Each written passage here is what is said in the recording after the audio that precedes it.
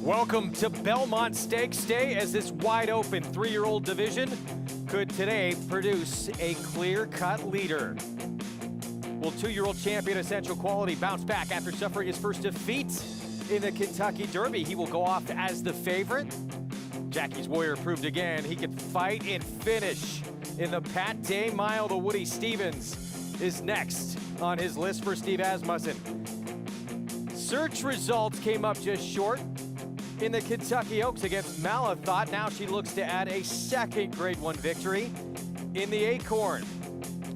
And Wesley Ward's Bound for Nowhere produced a graded stakes win off a long layoff. Can he go back-to-back in the Jaipur? All that coming up and more on today's Belmont Stakes edition of America's Day at the Races. It's brought to you in part by America's Best Racing. For the love of the race, visit americasbestracing.net today. Sakatoga Stable Silks, Tis the Law, was the winner of the Belmont Stakes last year when, for the first time ever, the Belmont Stakes led off this Triple Crown series in a year that COVID was the big story. That was at 1 1/8 miles. Now it's back to the third and final leg of the Triple Crown.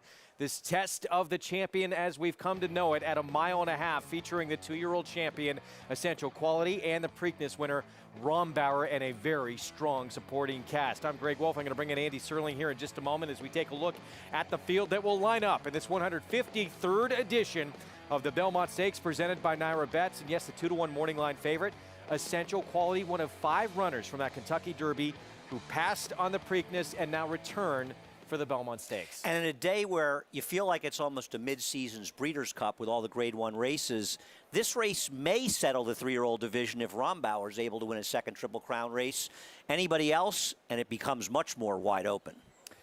Are you in agreement, though, that the 2-year-old champion is the horse to beat? I know he's the morning line favorite, but squarely the horse to beat. Yeah, I think he is. I picked him on top in this race, Greg, and he's a horse who's built for a race like this. He has the pedigree to get the distance, and he has the perfect running style.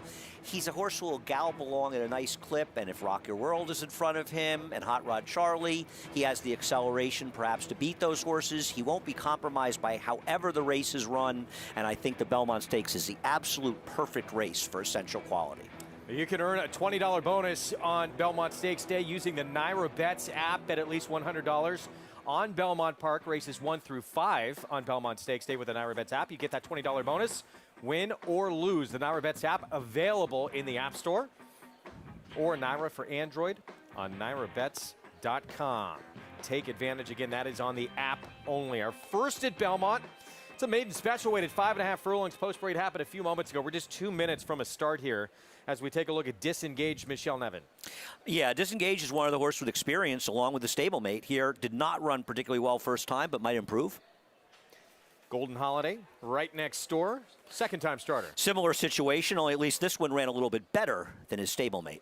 The rail, 1 of 2 in here for Todd Pletcher. Keep Calm, Carry On, son of Union Rags. First foal for Madame. She was trained by Dale Romans. More turf in the second family.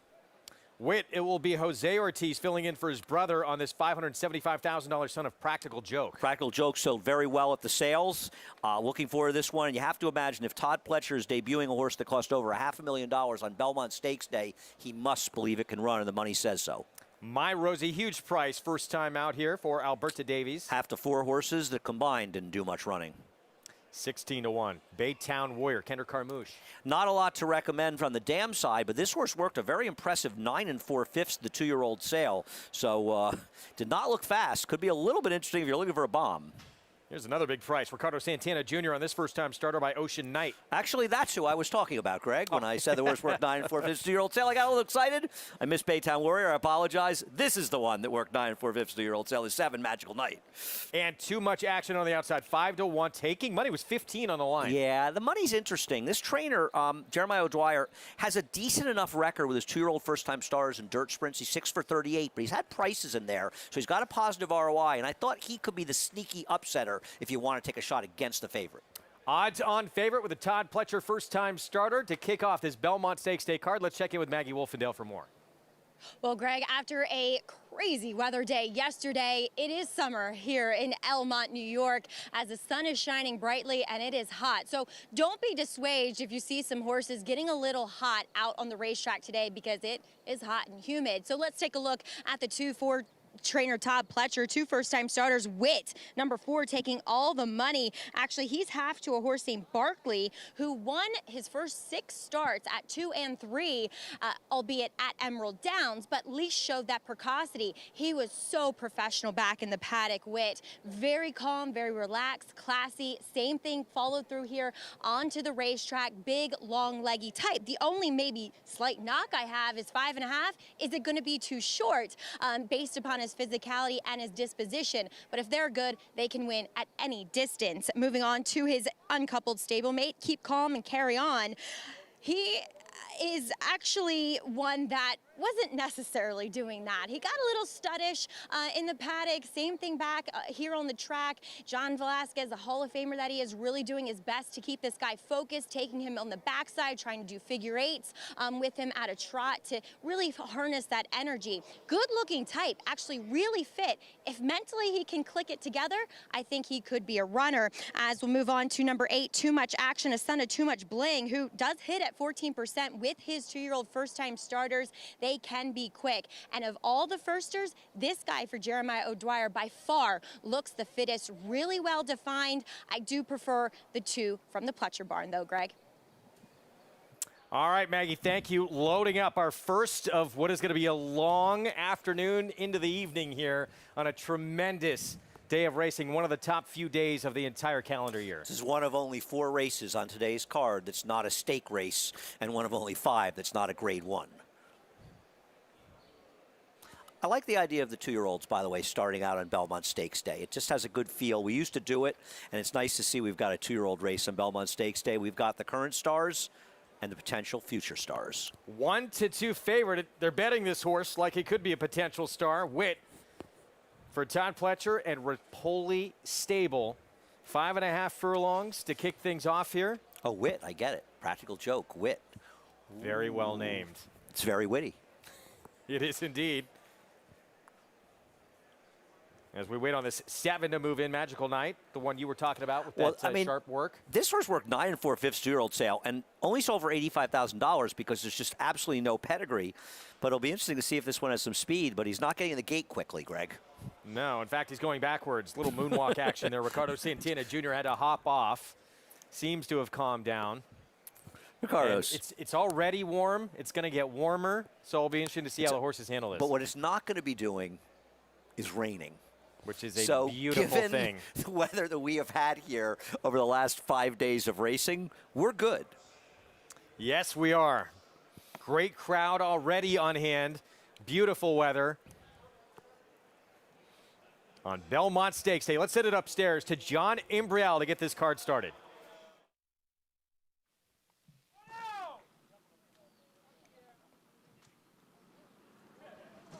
They're all in line.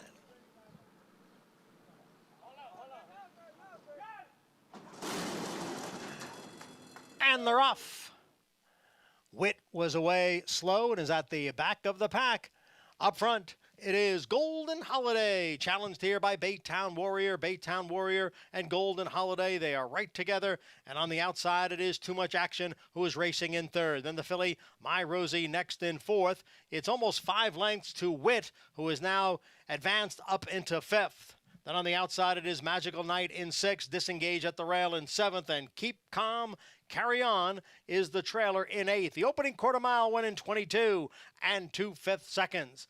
On the outside, it is Too Much Action to take a narrow lead. Baytown Warrior, Witt continues to move up on the outside as the field comes into the stretch. Too Much Action challenged now by Witt on the outside. And Witt has taken over the lead. Witt is in front with a bold move there. Witt opening up on the field here, off a step slow, no problem. Witt will win his debut impressively. And it's a 3-way photo for second. The 5.5 furlongs, 1 minute 4 and 3/5 seconds.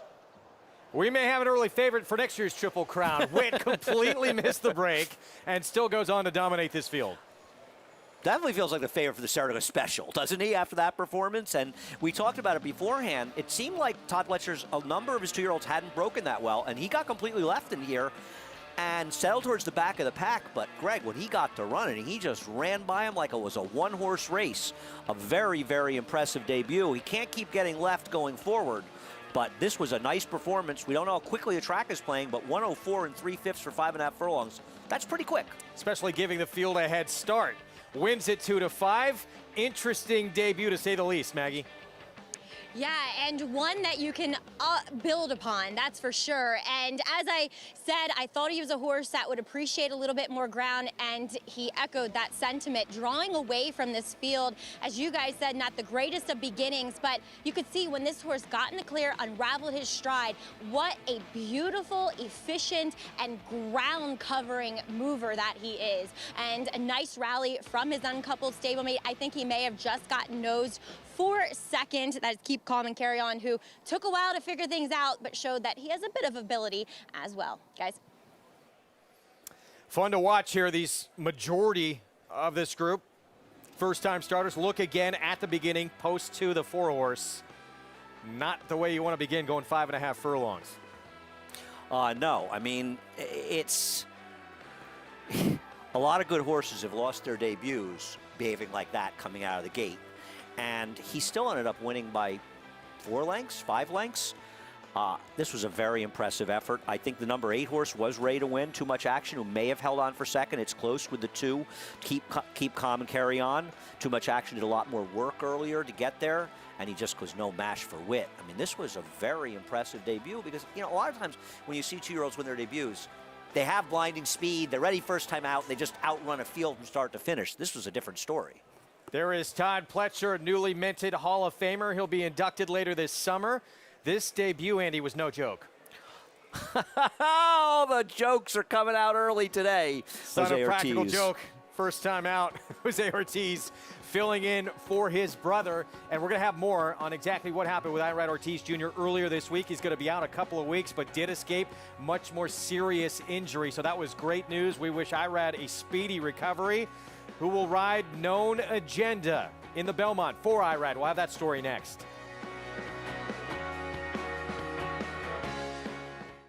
An undefeated graded stakes winner on the track, Algorithms, has sired over 70% winners from starters. His top runners include Pennsylvania Derby winner Math Wizard, graded stakes winner Recruiting Ready, juvenile stakes winner and multiple graded stakes placed South Bend, and these recent stakes winners and stakes performers. To get there, but Kanani will win it. Algorithms, standing at Claiborne Farm. No sport in the world brings the wins home like racing. It's one-of-a-kind, high-speed, high-stakes action, and Naira Bets takes you there. Place your bets and watch the races live from anywhere. With Naira Bets, make easy, secure deposits and promotions every day to earn reward points or cash. Download the Naira Bets app or visit nairabets.com.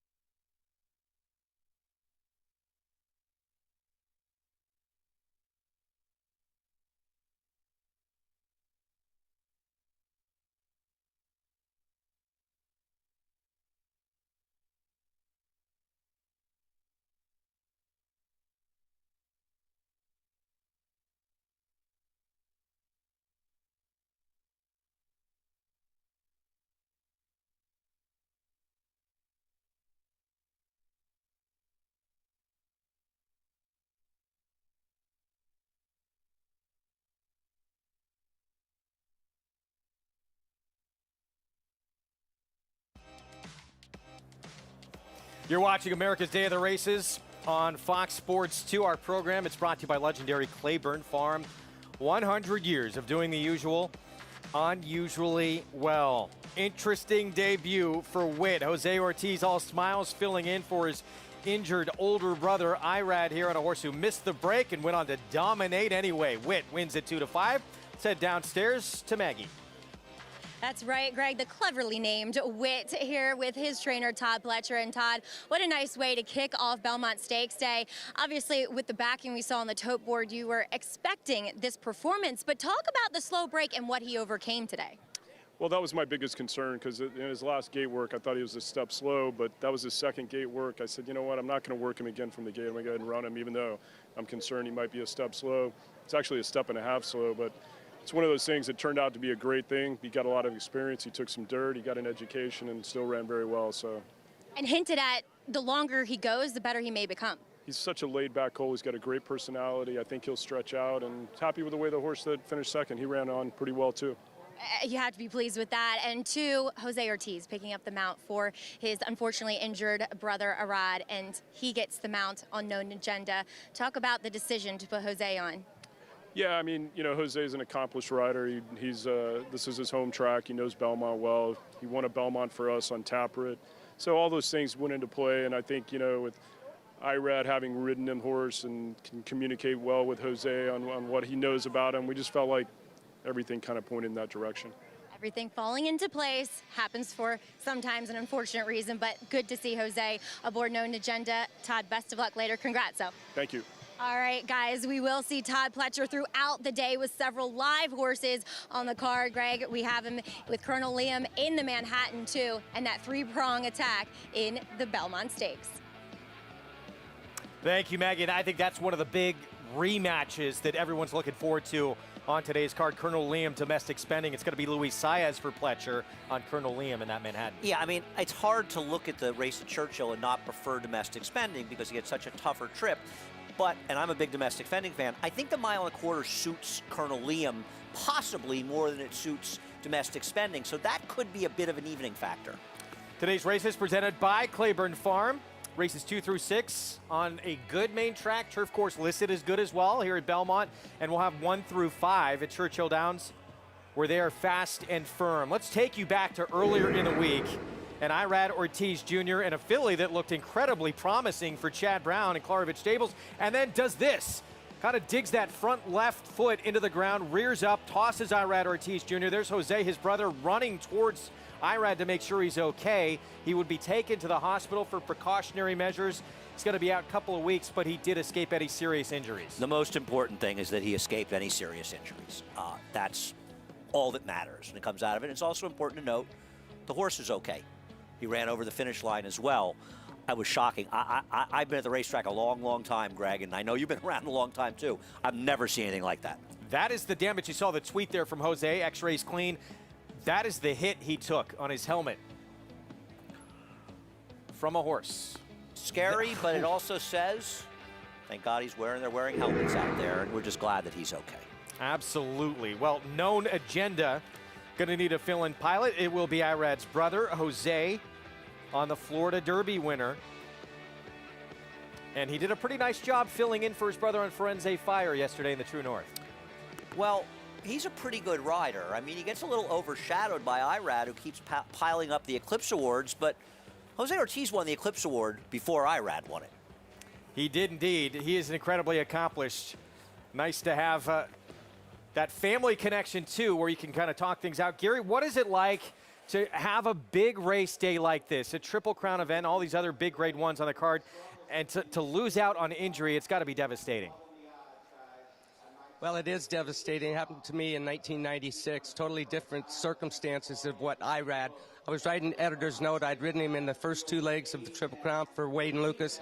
We knew he was going to enjoy the 1.5 miles. What I did, I dislocated my left shoulder during a race. I had surgery on it, and I was actually able to go to the Belmont, and that was the first time that I did national TV covering that as an analyst. And Renee Douglas picked up the mount. I spoke with him, told him he was a grinder, and he rode him to perfection. This is totally different. Irad's got to feel lucky that he is just alive right now after that accident. And I'll tell you, seeing Jose running down the racetrack, the image of that, you have to realize the riders talk after there's been a spill like that, and you know if you've made contact from another rider with your horse to another rider. You hear it, you feel it, and I'm sure that when they pulled up, they said, man, I got him. And Jose obviously was very upset, knew the impact of it as he was running down that racetrack. But I think it's great that Jose is picking the horse up. I know that Irad's going to be rooting for this horse. He would have loved to have been there today after breaking from the one hole in the Kentucky Derby. And his chances, when they drew the number 1 pill for that race, I knew that his chances had basically disappeared. So hard to win out of the one hole with 20 horses. He actually ran a great race in the Kentucky Derby, skipped the Preakness with the Belmont in mind. So, you know, I'm sure that he's told Jose every trick that he knows about the horse to help him get in the winner's circle this afternoon for Todd Pletcher, Greg. Gary, thanks. We're going to talk to you a little bit more later in the show about how to ride this race. A man, Hall of Famer, who has won the Belmont Stakes 3 times in his career. And gave a ride to win it with Victory Gallop that belongs in the Hall of Fame of greatest rides ever. Well, here are all the changes and fill-ins for Irad on some big races this afternoon. In the Woody Stevens Drain the Clock, that'll be coming up early on our program. His brother on board there. He's filling in the Oddman Fix on Latruska that I really think you look at the mounts, and Latruska, that ride he gave in the Apple Blossom was just sensational to be Monomoy Girl. And, you know, you're absolutely right. And he loses search results, who's the heavy favorite in the Acorn, who he rode so well with the Kentucky Oaks. Javier has ridden her in the past against them out. Mischievous Alex, a top player as well in the Hillendale Met Mile. Coming up, grade 1 in the Woody Stevens at 7/8. Drain the Clock. He is quick. He went gate to wire in the Bayshore. But he's got to deal with a whole nother level of speed in Jackie's Warrior. Pat Day Mile winner. They'll go toe-to-toe. Still to come. The Run Happies keep winning. What a day at Belmont Park when a pair of Run Happies crushed the competition. TDN Rising Star Following Sea delivered yet another emphatic performance, sailing down the stretch to win by 6.5 lengths. Then 2-year-old filly Happy Soul soared to victory, winning the Astoria Stakes by a whopping 11.5 lengths. Price for success of just $10,000. Call Bernie Sams and book your mare to Run Happy. Standing in stall 1 at Claiborne Farm. It's a big week of racing action, and Twin Spires has got you covered. Place a win bet on any race at Churchill Downs or Belmont Park today with Twin Spires, including Saturday's 153rd Belmont Stakes, and you'll get your money back if your horse finishes 2nd or 3rd. That's right, money back for 2nd or 3rd. Bet on the best racing, all in the one place with Twin Spires. Download the app today.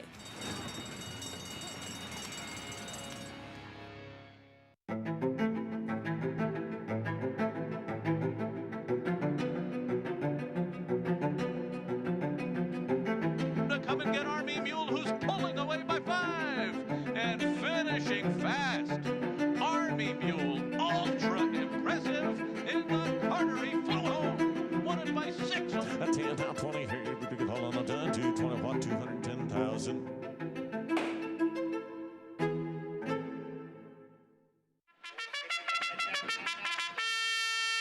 Monmouth Park's summer season continues with live action Friday to Sunday. Home to full competitive fields and big paydays, Monmouth Park has returned as a place to profit.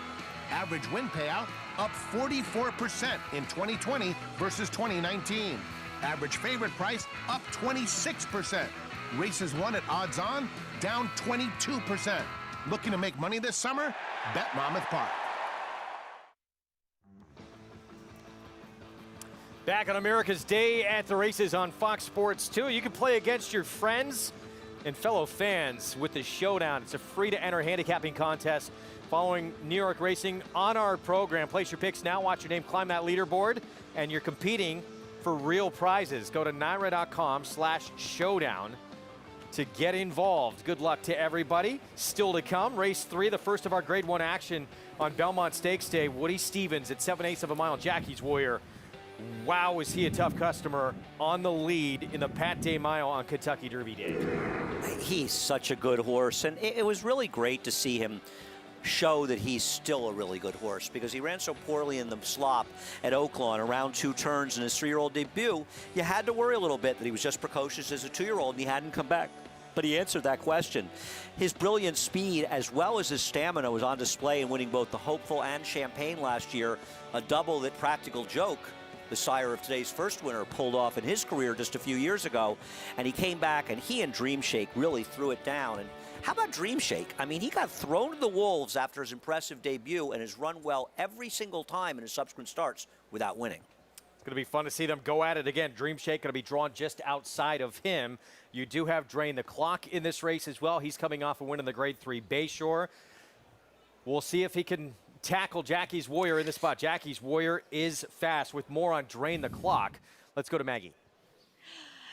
And pleased to be here with racing manager of Slam Dunk Racing, Nick Casado. And Nick, coming up on a big day for you guys. You'll have Drain the Clock coming up in the Woody Stevens.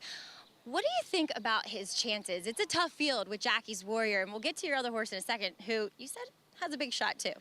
Yeah, they both have big chances today, Maggie. Drain the Clock would ideally like him to be drawn outside of Jackie's Warrior. But, you know, you got to take what you're given, and it's a short field, but he's in there with the fighter's chance. And Gregorian Chan looking for his 4th win in a row in the Jack Pocket Jaipur. I mean, is he going to transfer that Californian form to the turf course here today? A little give in the ground. Yeah, that kind of remains to be seen. He's a Euro, so we think he'll like it. I guess the question mark there is no pace in the race. So a lot of your closers are probably tactically going to need to be a little bit closer to the pace. Nick, tell us a little bit more about Slam Dunk Racing. Well, we're a small group. I want to get bigger. We're actually going to start advertising here this year, now that everything's over with COVID and whatnot. Started as a small group with, I thought it was going to be about 6 buddies of mine, and we might get a dozen or so horses, and it morphed into 20 partners and 80 horses.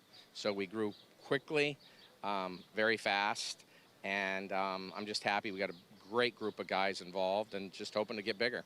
Sounds like so much fun. Best of luck today, and thank you for your time. Maggie, thank you so much. All right, that is Nick Casado of Slam Dunk Racing, guys. Has 2 big shots coming up in those Grade 1s. Maggie, thanks. And yeah, he's earned a chance to be in this spot after wins in the Swale and the Bayshore. That's 2nd in the Fountain of Youth. It'll be fun to watch. Our ABR Race of the Week. Not a hard choice here. 153rd running of the Belmont Stakes, presented by Naira Bets. Let's take a look at the entire field from top to bottom. Todd Pletcher, he will have 3 runners in the race as he tries to win this 4th Belmont Stakes. Bourbonic, the first of those 3, the Wood Memorial winner. Yeah, Bourbonic showed that he could be a different horse when he makes a big run from the back of the pack, and that style was not conducive to this year's Kentucky Derby. But the big question remains of whether or not he's good enough. Kenner Carmouche will be aboard, the son of Bernardini for Calumet Farm. Essential Quality, he comes in as the favorite for Brad Cox after passing on the Preakness. And he ran very well in the Kentucky Derby with a wide trip and a race that the pace held together. He was the favorite in that race. He's a deserving favorite in the Belmont Stakes and absolutely the one to beat. Preakness winner Rombauer rolled on by. Kentucky Derby winner Medina Spirit and Midnight Bourbon to collect the first classic for trainer Michael McCarthy. And he ran the fastest Beyer speed figure that any horse in this race has ever run in winning the Preakness.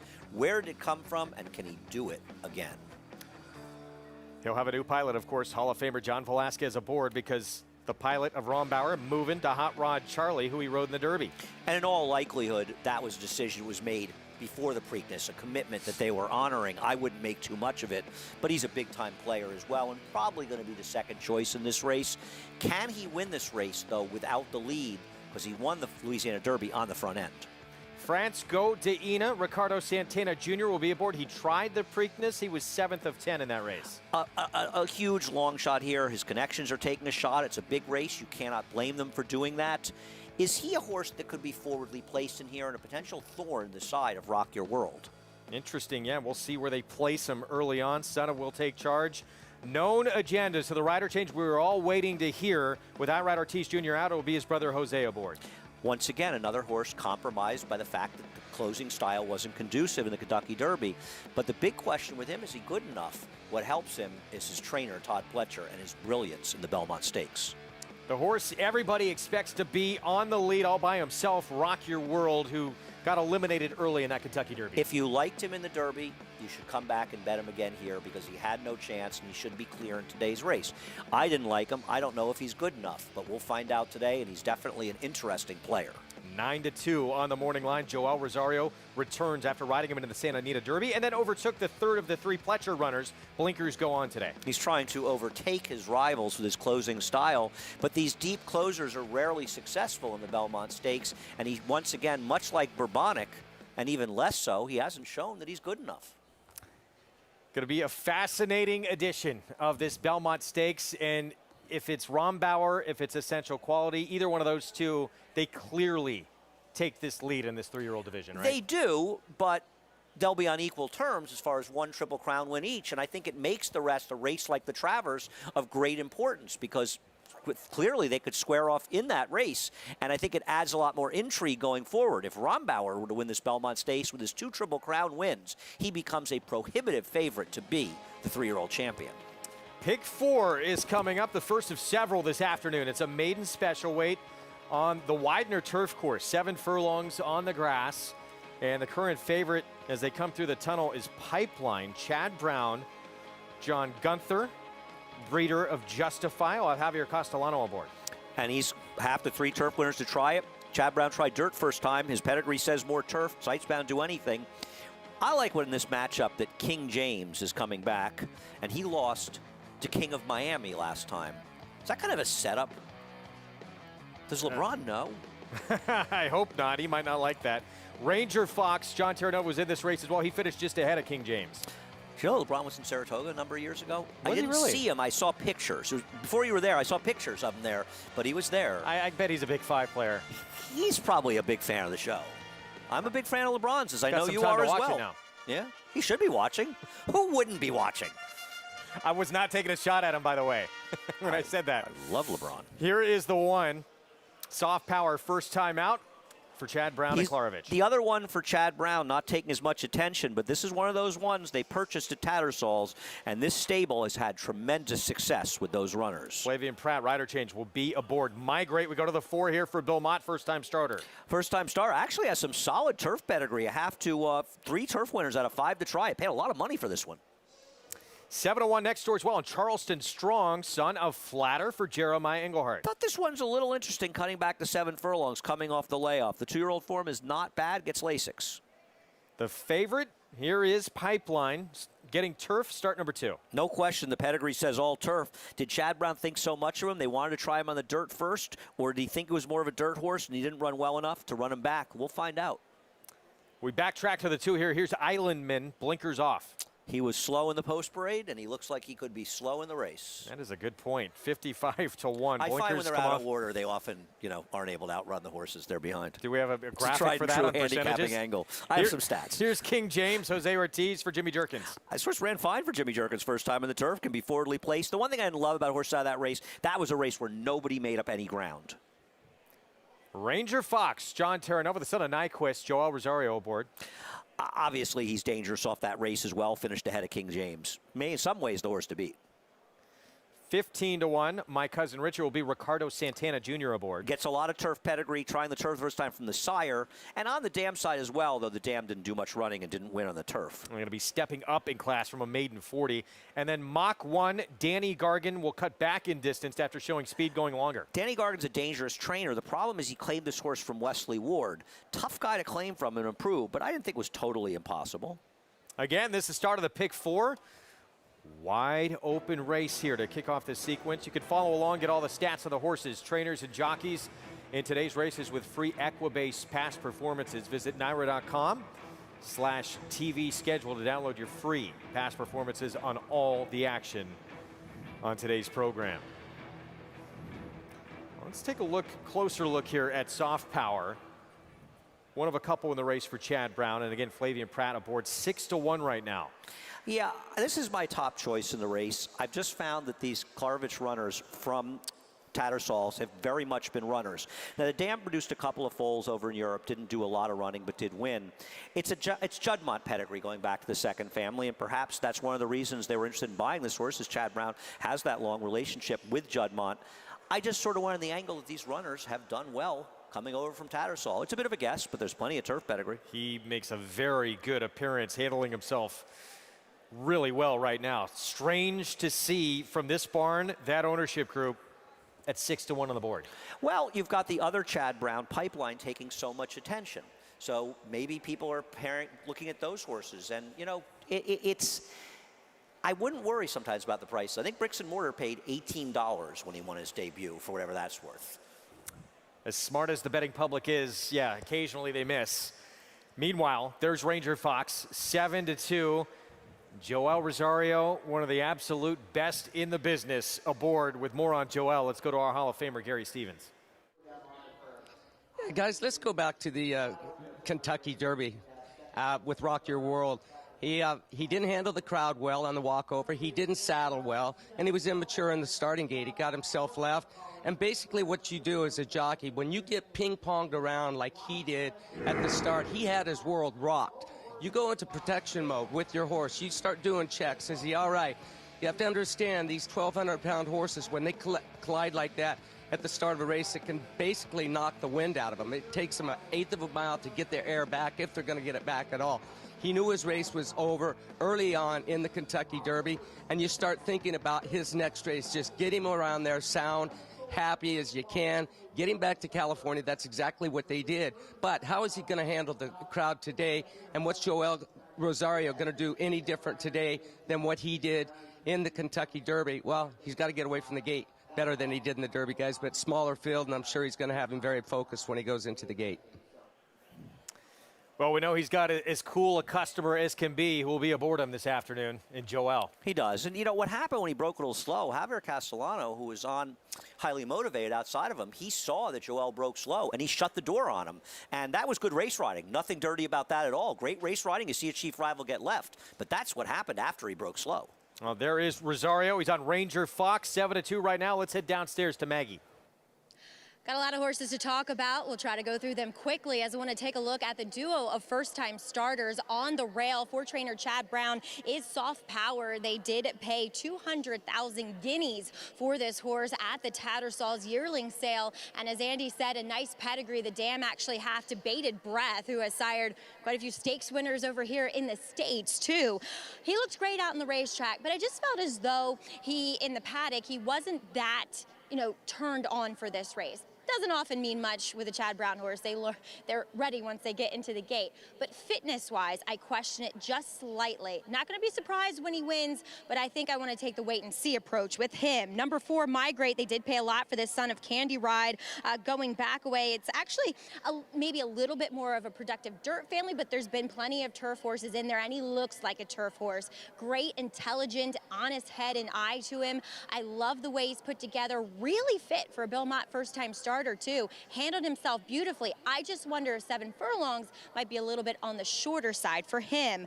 Charleston Strong comes back now as a 3-year-old, and he's done very, very well. I love this spot for him, too, as he gets Lasix for this first start back, and he looks ready to go. He'll be my long shot selection with Luis Saez aboard. Number 6, Pipeline, the other Chad Brown in here.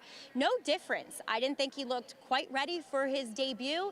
He still looked and acted the same, but I do think the surface change should move him up a bit. And number 10 is Mach 1 for Danny Gargan. He didn't handle the second turn well in that 2-turn route race at Gulfstream Park. Getting back to a 1-turn for this bigger horse that obviously does have enough speed to make him effective going shorter should suit him well, Greg. He is 6-1. Maggie, thank you. Interested to see. We know Kendrick, when he's on a speed horse, he takes advantage, and Mach 1 has shown the ability sprinting. I know he's coming out of a mile race, but he's shown to be quick sprinting as well. Yeah, but he's not as fast as Ranger Fox if that one wants to be aggressive. As you say, coming out of a route race is unlikely to be as fast, but you're wrong. I mean, in a sprint race 2 back, he did have real sprint speed, so we'll see. I wasn't a big fan, but I wouldn't be shocked if he won this race. This race is a bit up for grabs. I'm going to hope Soft Power runs, but the horse Maggie mentioned, Charleston Strong, I think is interesting as well. I picked the race 1-5-8. And maybe why the betting public a little bit cooler on Soft Power for Chad Brown is because they're betting Chad Brown with Pipeline. Exactly, and he has, a dirt race with a good figure to go on, and he does have some turf pedigree, but these are races where there's a lot of options, and so there's no surprise that there's no short price. First pick 4 of the afternoon on Belmont Stakes Day. It is Pipeline, the 6th, the 5-2 favorite for Chad Brown. John Gunther with Javier Castellano in the irons, going 7/8 on the Widener turf course. We'll send it upstairs to John Imbrial with the call. Waiting right now for Charleston Strong, My Cousin Rich, and Mach 1.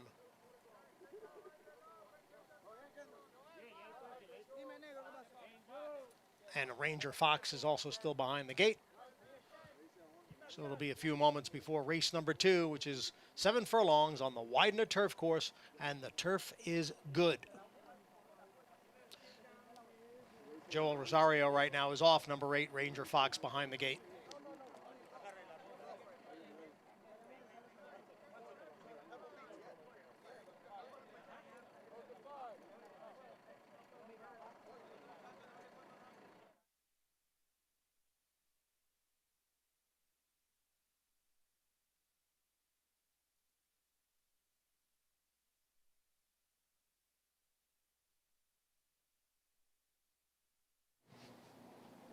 As we do see Ranger Fox giving the assistant starters some trouble. They have applied the blindfold. So what they'll do is they'll remove Joel Rosario, spin him around a couple times here, and just kind of disorient him just a little bit so he doesn't know where he is. They've got him in now. Joel will climb aboard, and once he's aboard and they're about ready to start, they will remove that blindfold.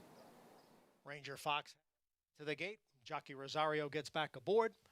Next up will be My Cousin Rich, and Mach 1 will complete the field. And they're all in line.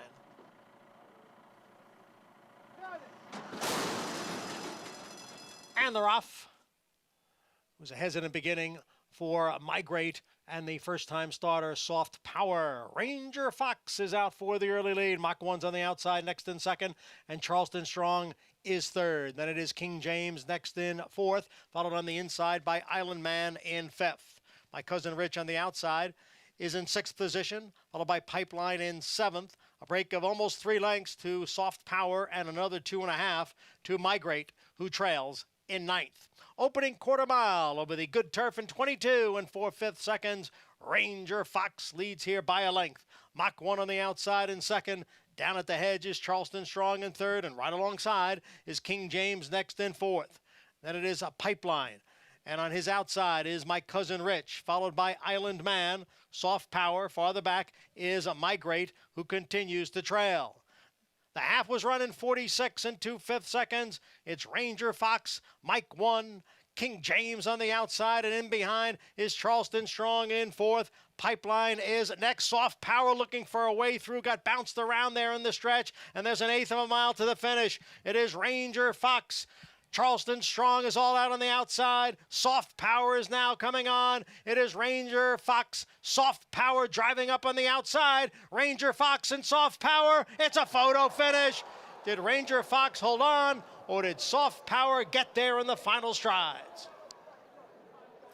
Very tight finish in here. Tough trip for Soft Power, this first-timer who runs a monster race. Not sure if it was in defeat or if he did get up. It was tight. I'd like to think that he wasn't in defeat, but I think it was. Ooh! I think he got the. We're watching another angle, and he may well have gotten this photo. Miraculous did not break. Had to wait to get through traffic in the stretch, and right there at the wire, he got his nose down, Greg, and I think Soft Power may have won this photo. Wow. What a performance. It does look like it. We're going to wait for it, of course, to become official. If it is Soft Power, Maggie, 9-2 here on this first-timer.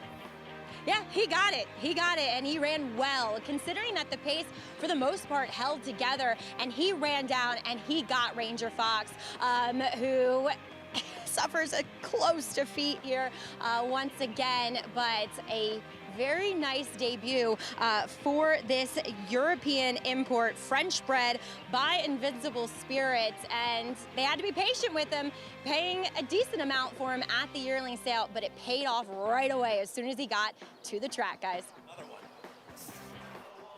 9-2 on Soft Power, who indeed does get up there, is Chad Brown.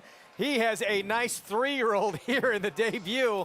This horse had trouble in the stretch, and he was resilient. But let's give Flavien Prat a lot of credit. With the rails down, you understand the inside paths are much fresher.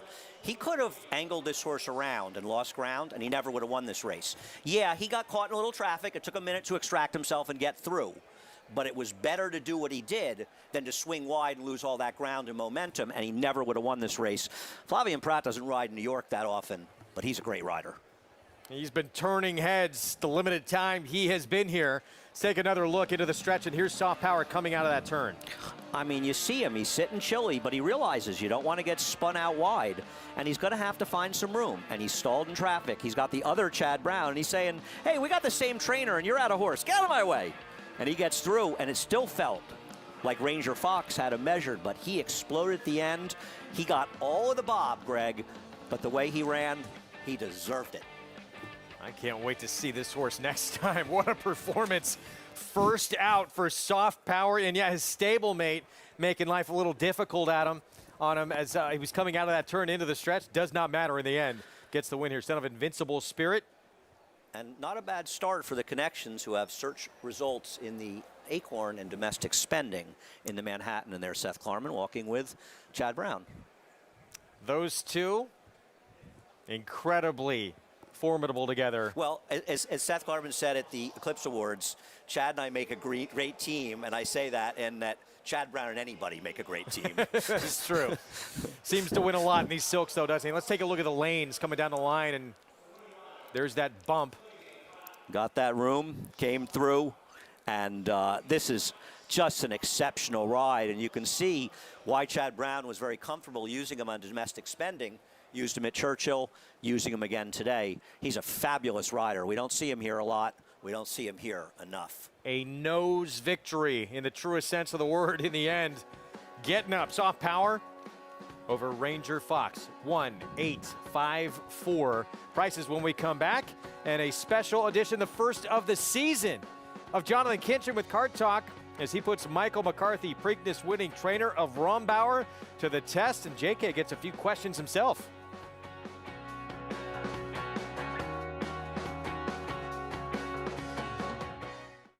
Taproot, sold for $1.2 million as a yearling at Saratoga.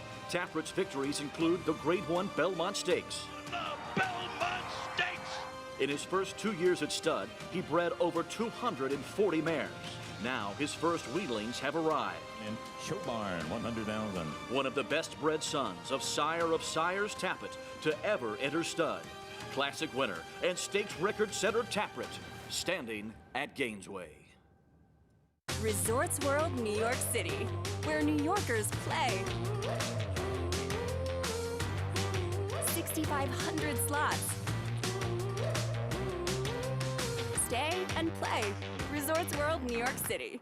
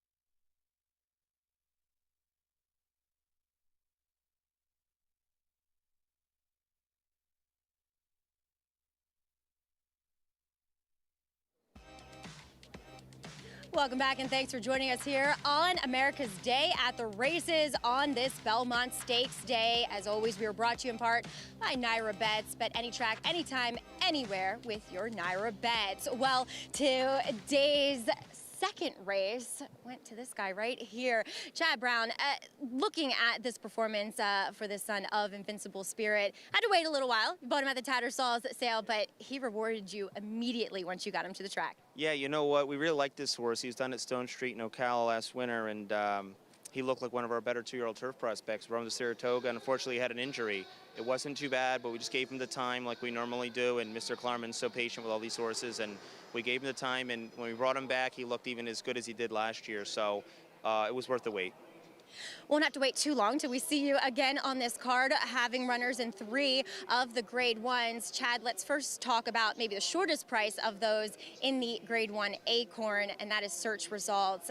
How is she doing? She ran magnificently, though in defeat in the Grade 1 Kentucky Oaks. Yeah, she's doing super. You know, we just observed her coming out of there after such a hard stretch duel with a great filly that she was defeated by, and she seemed to be fine, and she's been working well each week, and I know it's back in 5 weeks. You know, do I wish I had a little more time? You always do after a tough race, but she seems on her toes and ready to go, and hopefully she can keep moving forward.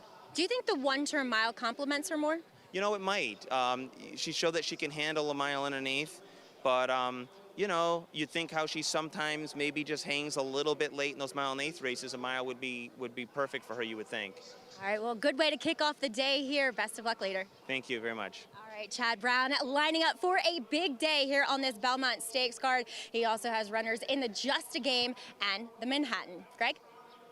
That's the way you'd like to get things started, and a horse debuting who could have a very big future. By the way, the first 2 winners on this card, horses that Irad Ortiz Jr. was originally named on. It's got to be hard. You know, you're Irad. And listen, he's rooting for connections like Mike Rapoli and with Todd Pletcher and St. Elias in the first race, and obviously Chad Brown and Harvard Stables he's had so much success with. But it's got to be tough, you know, to be watching these races and seeing they're his mounts. But they're also mounts that he will get back. The connections will be, you know, honoring his mounts going forward. Our first Grade 1 on Belmont Stakes Day is coming up next. The Woody Stevens, presented by Nassau County IDA, and Jackie's Warrior back in action off that Pat Day mile when he had to go too fast to be able to hang on to win at a mile, but he still did. An incredible performance, really an incredible performance by both of those horses, to be honest with you. Dream Shake was able to hold on, and he's run fabulously in all 4 of his starts. But Jackie's Warrior showed the reason that he was able to pull off that double of the Hopeful and Champagne, something you have to be a terrific horse to do. And he put that bad start to his 3-year-old year behind him, slop, distance. He's a 1-turn horse, and the connections do the right thing, Greg, by immediately returning to the kind of races that have made him successful. Our ABR race of the week, it is the 153rd running of the Belmont Stakes. Race 11 on today's card, this test of the champion at 1.5 miles. And Rombauer, the Preakness champion, taking that massive move forward for owners that, again, they tried to sell this horse, but because of COVID, they were unable to. They have a band of just 2 mares, and now they're classic winners with this horse. You got to like a story like that, right? With so much hardship that people had, and be able to have this horse and have a success like that, and not to compare that to obviously the overall big picture. But listen, this was a very different horse in the Preakness. It's a relatively lightly raced, relatively young horse. Maybe he's just starting to blossom, and he's got bigger and better things ahead of him. I kind of want to see it again, but if we see it again, we also may be seeing the winner. Could be. And now Michael McCarthy, he's had some big wins in his career, obviously City Light. He's got Smooth Like Straight, but a classic victory puts you into another stratosphere. So he's dealing with it all. And as a result of winning a classic, you get to talk to Jonathan Kinchin on Card Talk. Wow.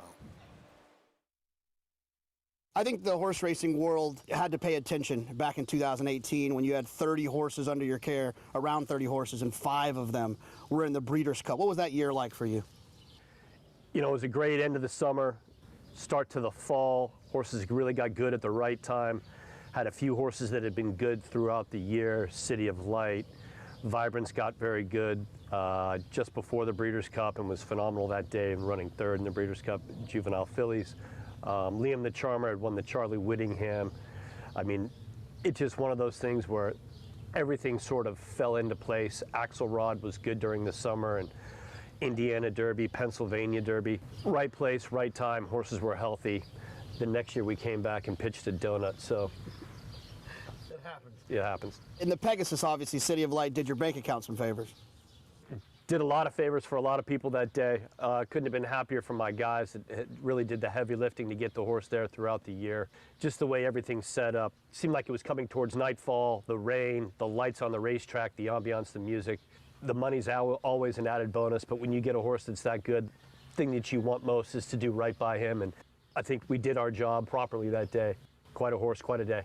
One of my favorite images in racing, at least in my time watching, is that picture of your daughter saying goodbye to City of Light, and how much he meant to the family, and how much we love these four-legged animals that give us so much. It was one of those types of deals where you're actually letting go. You know, you reached the pinnacle the day before of winning a fantastic horse race in front of a televised crowd, and your emotions are high, and the next day it's over. You know, horse is going on to his second career, stud career, which seems to be well received, but when you're letting go, it's tough. And you know, it was tough on my daughter that for 2 years the horse had brought a lot of joy and a lot of good times to everyone that was involved with them. So when you're a young kid and you have heroes and you have things that you relate to and special times, something like that, and all of a sudden they walk out of the door one day, it's tough. It was tough on everybody. It was tough on me. My daughter was upset. My wife was upset.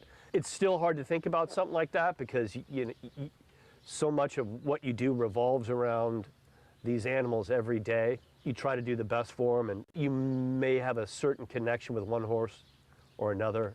You've been around some good ones. Obviously, you were around Rags to Riches when you were working with Todd Pletcher, and she won the Belmont Stakes. But now you're back here with your own classic winner, Rombauer, who won the Preakness and now shows up here and should be first, second, third choice, I would imagine, in this Belmont Stakes. What does that mean to you? Belmont's a special place for me. August of 2002, I came to work back here for Todd. Too many big races to count. Obviously, Rags to Riches is right up there at the top. To be able to be around a filly like her and the things that she accomplished in such a short amount of time, to be a part of her Belmont, to be here for Palace Malice's Belmont, special times, Test of a Champion. We'll go over there and things will kind of come a little bit full circle here on Saturday with our own runner in the Belmont. Do me a favor, try not to make me cry in your post-race interview. I'm just glad I got through this without crying. This might be the first interview all week I haven't cried. Good luck. Thanks. Rombauer, can he do it again? And Michael McCarthy, he said after he won that race, this was for his entire family who weren't able to be with him there in Baltimore. They are on hand today. Well, I hope that there are good luck charms coming. I'm surprised he allowed them after they won without them there. But, of course, Michael's been around for a long time. He worked as an assistant trainer for Todd Pletcher and got to know him years ago. I think even before I worked for Naira. He's a terrific trainer. It's nice to see him getting a shot in the spotlight. Speech, CC, Smooth Like Straight, of course, City of Light, some of the big ones he's had in the past. Putting that Belmont Stakes blanket together full of the carnations. Who will be wearing it after a mile and a half in the Grade 1 Belmont Stakes? We'll be back. More coming up on our Belmont Stakes Day coverage right after this. What constitutes a great sire? Results. Never Surprised, looking to go wire to wire here, and Never Surprised has got it won. Versatility. Tis the law, he's left the others behind. Tis the law. A foundation for the future. Olympic runner for the lead, Venezuelan Hug, wait! Venezuelan Hug! Venezuelan Hug shook free. Constitution has it all. No sport in the world brings the wins home like racing. It's one-of-a-kind, high-speed, high-stakes action, and Naira Bets takes you there. Place your bets and watch the races live from anywhere. With Naira Bets, make easy, secure deposits and promotions every day to earn reward points or cash. Download the Naira Bets app or visit NairaBets.com.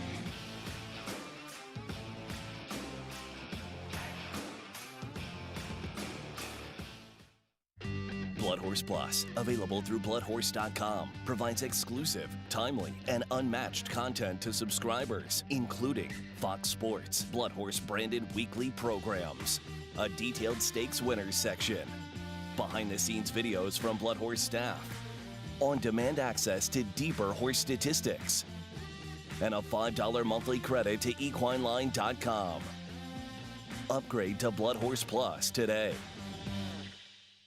Racetrack Television Network brings you every race, from every track, on every screen, every day. With monthly packages starting as low as $5, RTN gives you great value and access to more live HD streaming and race replays than anyone. Visit RTN.tv today to sign up and watch on almost any device, including Roku and Amazon Fire. Use promo code TRYRTN for a 5-day free trial.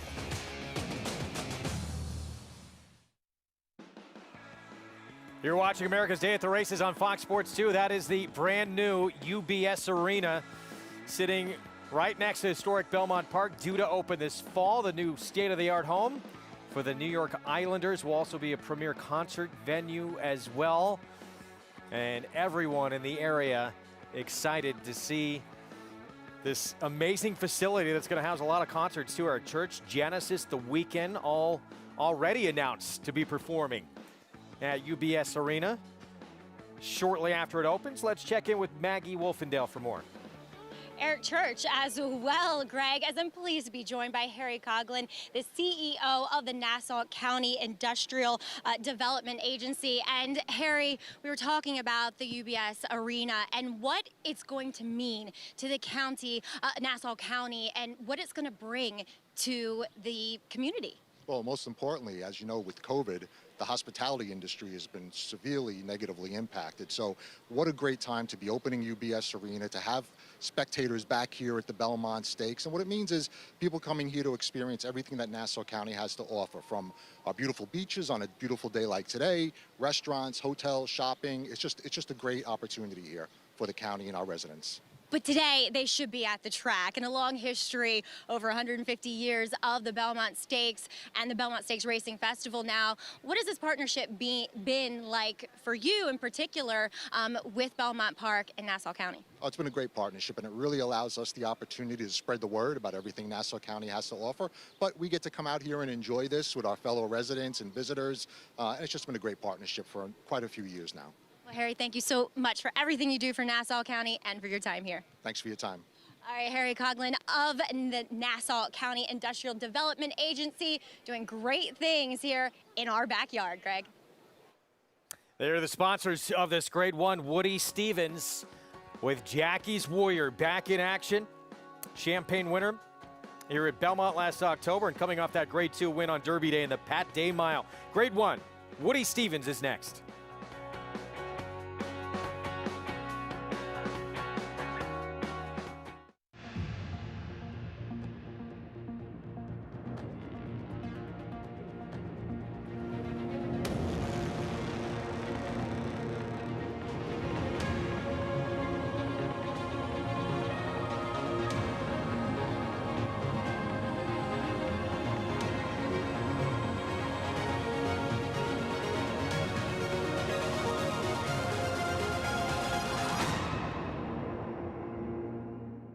For 3 generations, the Bond Racing Stable has held to a simple philosophy. If you take care of the horses, they will take care of you.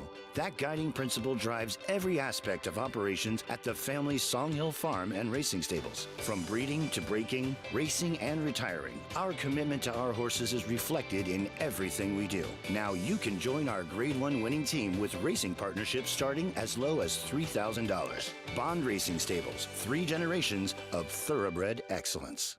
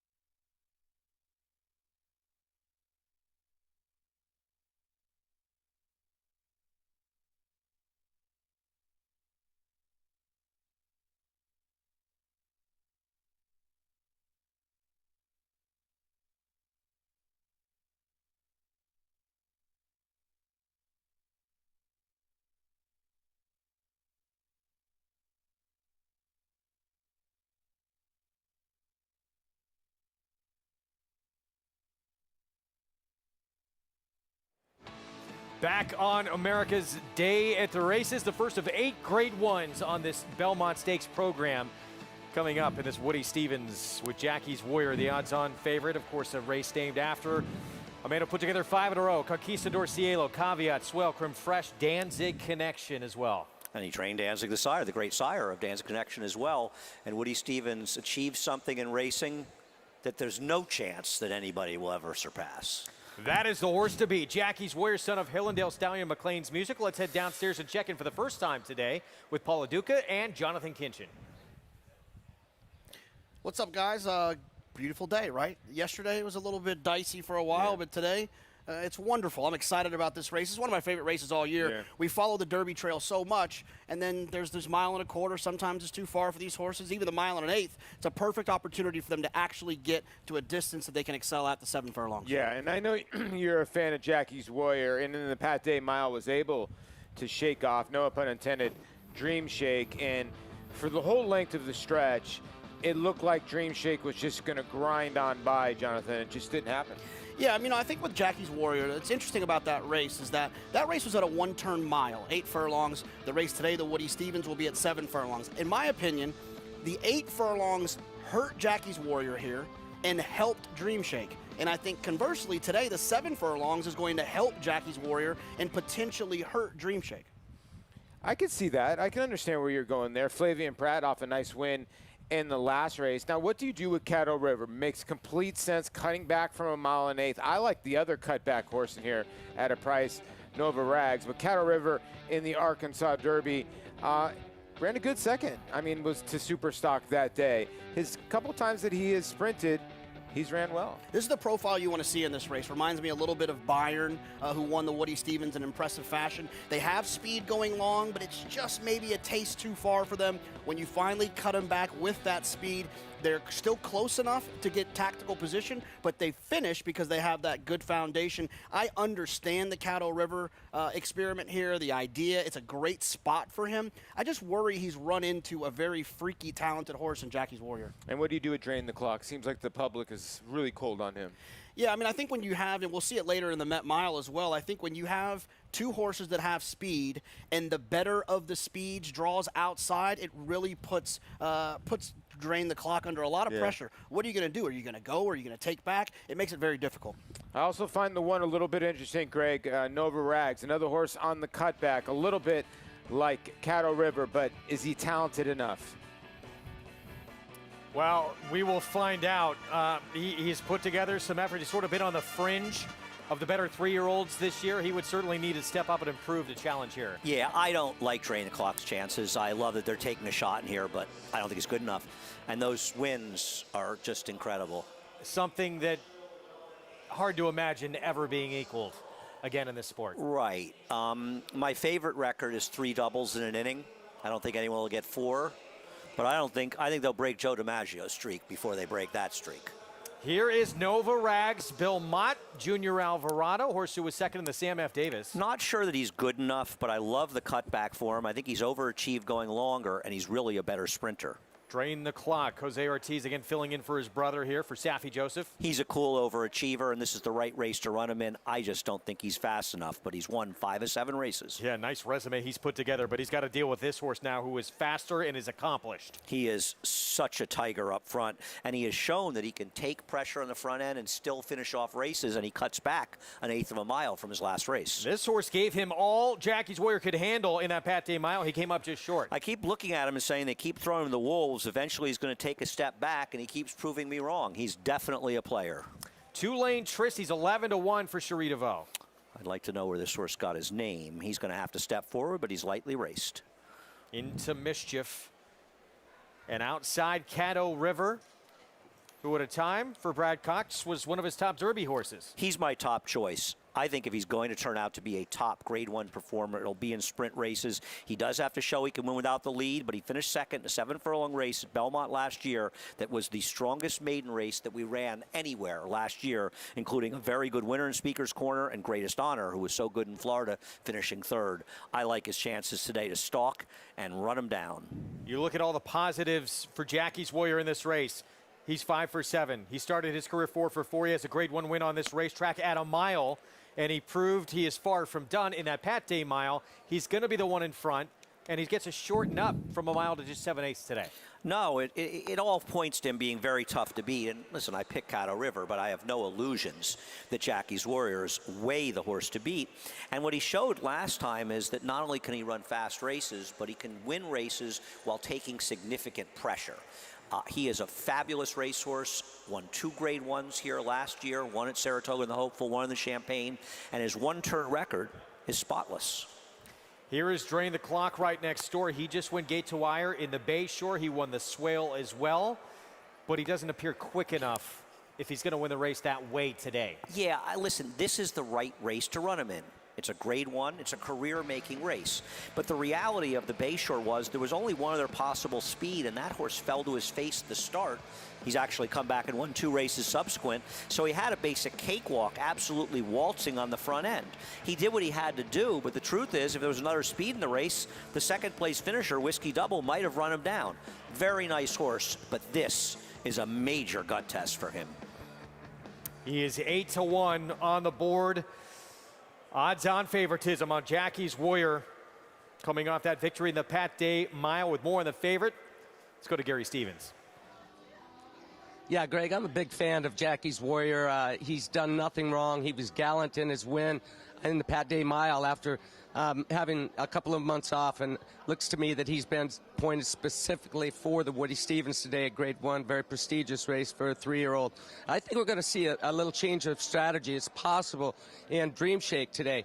You know, the field in the Pat Day mile, it was a large field, and Flavian wanted to make sure that he got position early on, and I think he sent Dream Shake away from their heart. He showed speed that he'd never shown before and looked like a winner several different times through the stretch, but Jackie's Warrior would never let him by.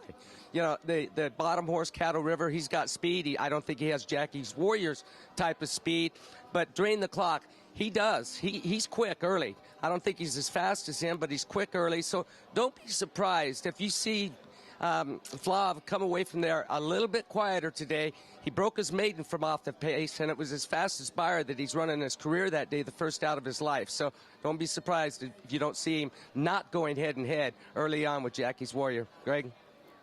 Gary, thank you. 3-1 on Dream Shake. He has tackled some tough company. They all got to beat Jackie's Warrior, though, Maggie, who's the 4-5 favorite.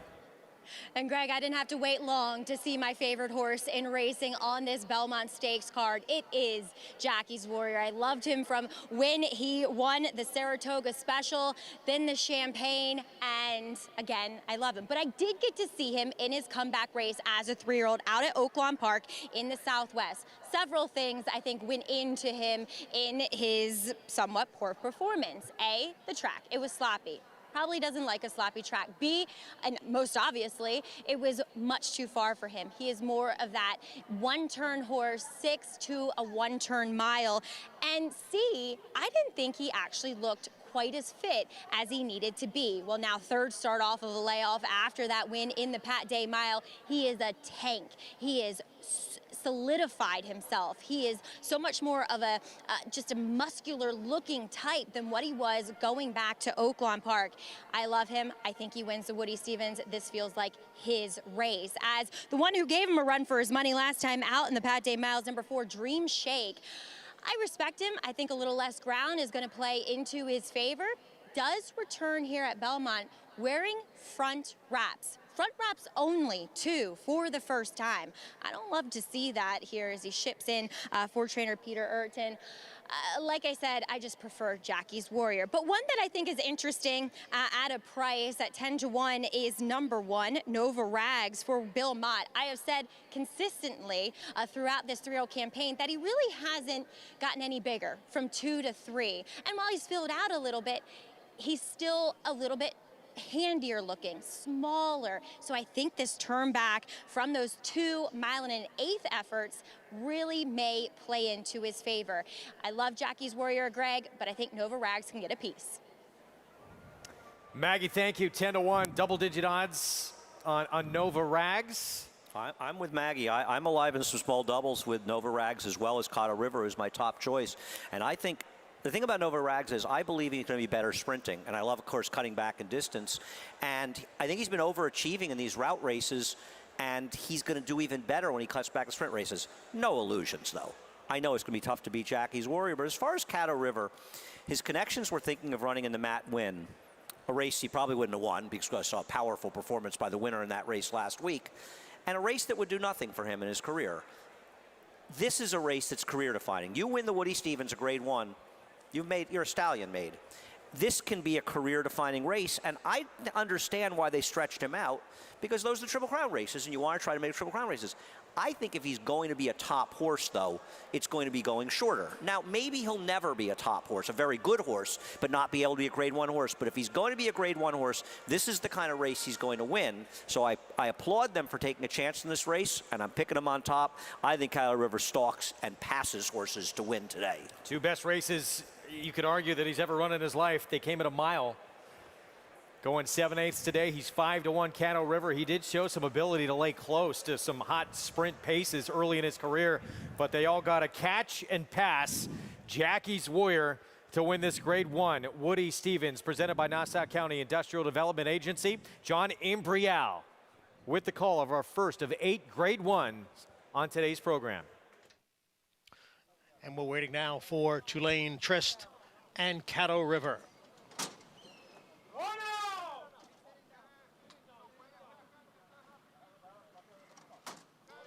They're in the gate.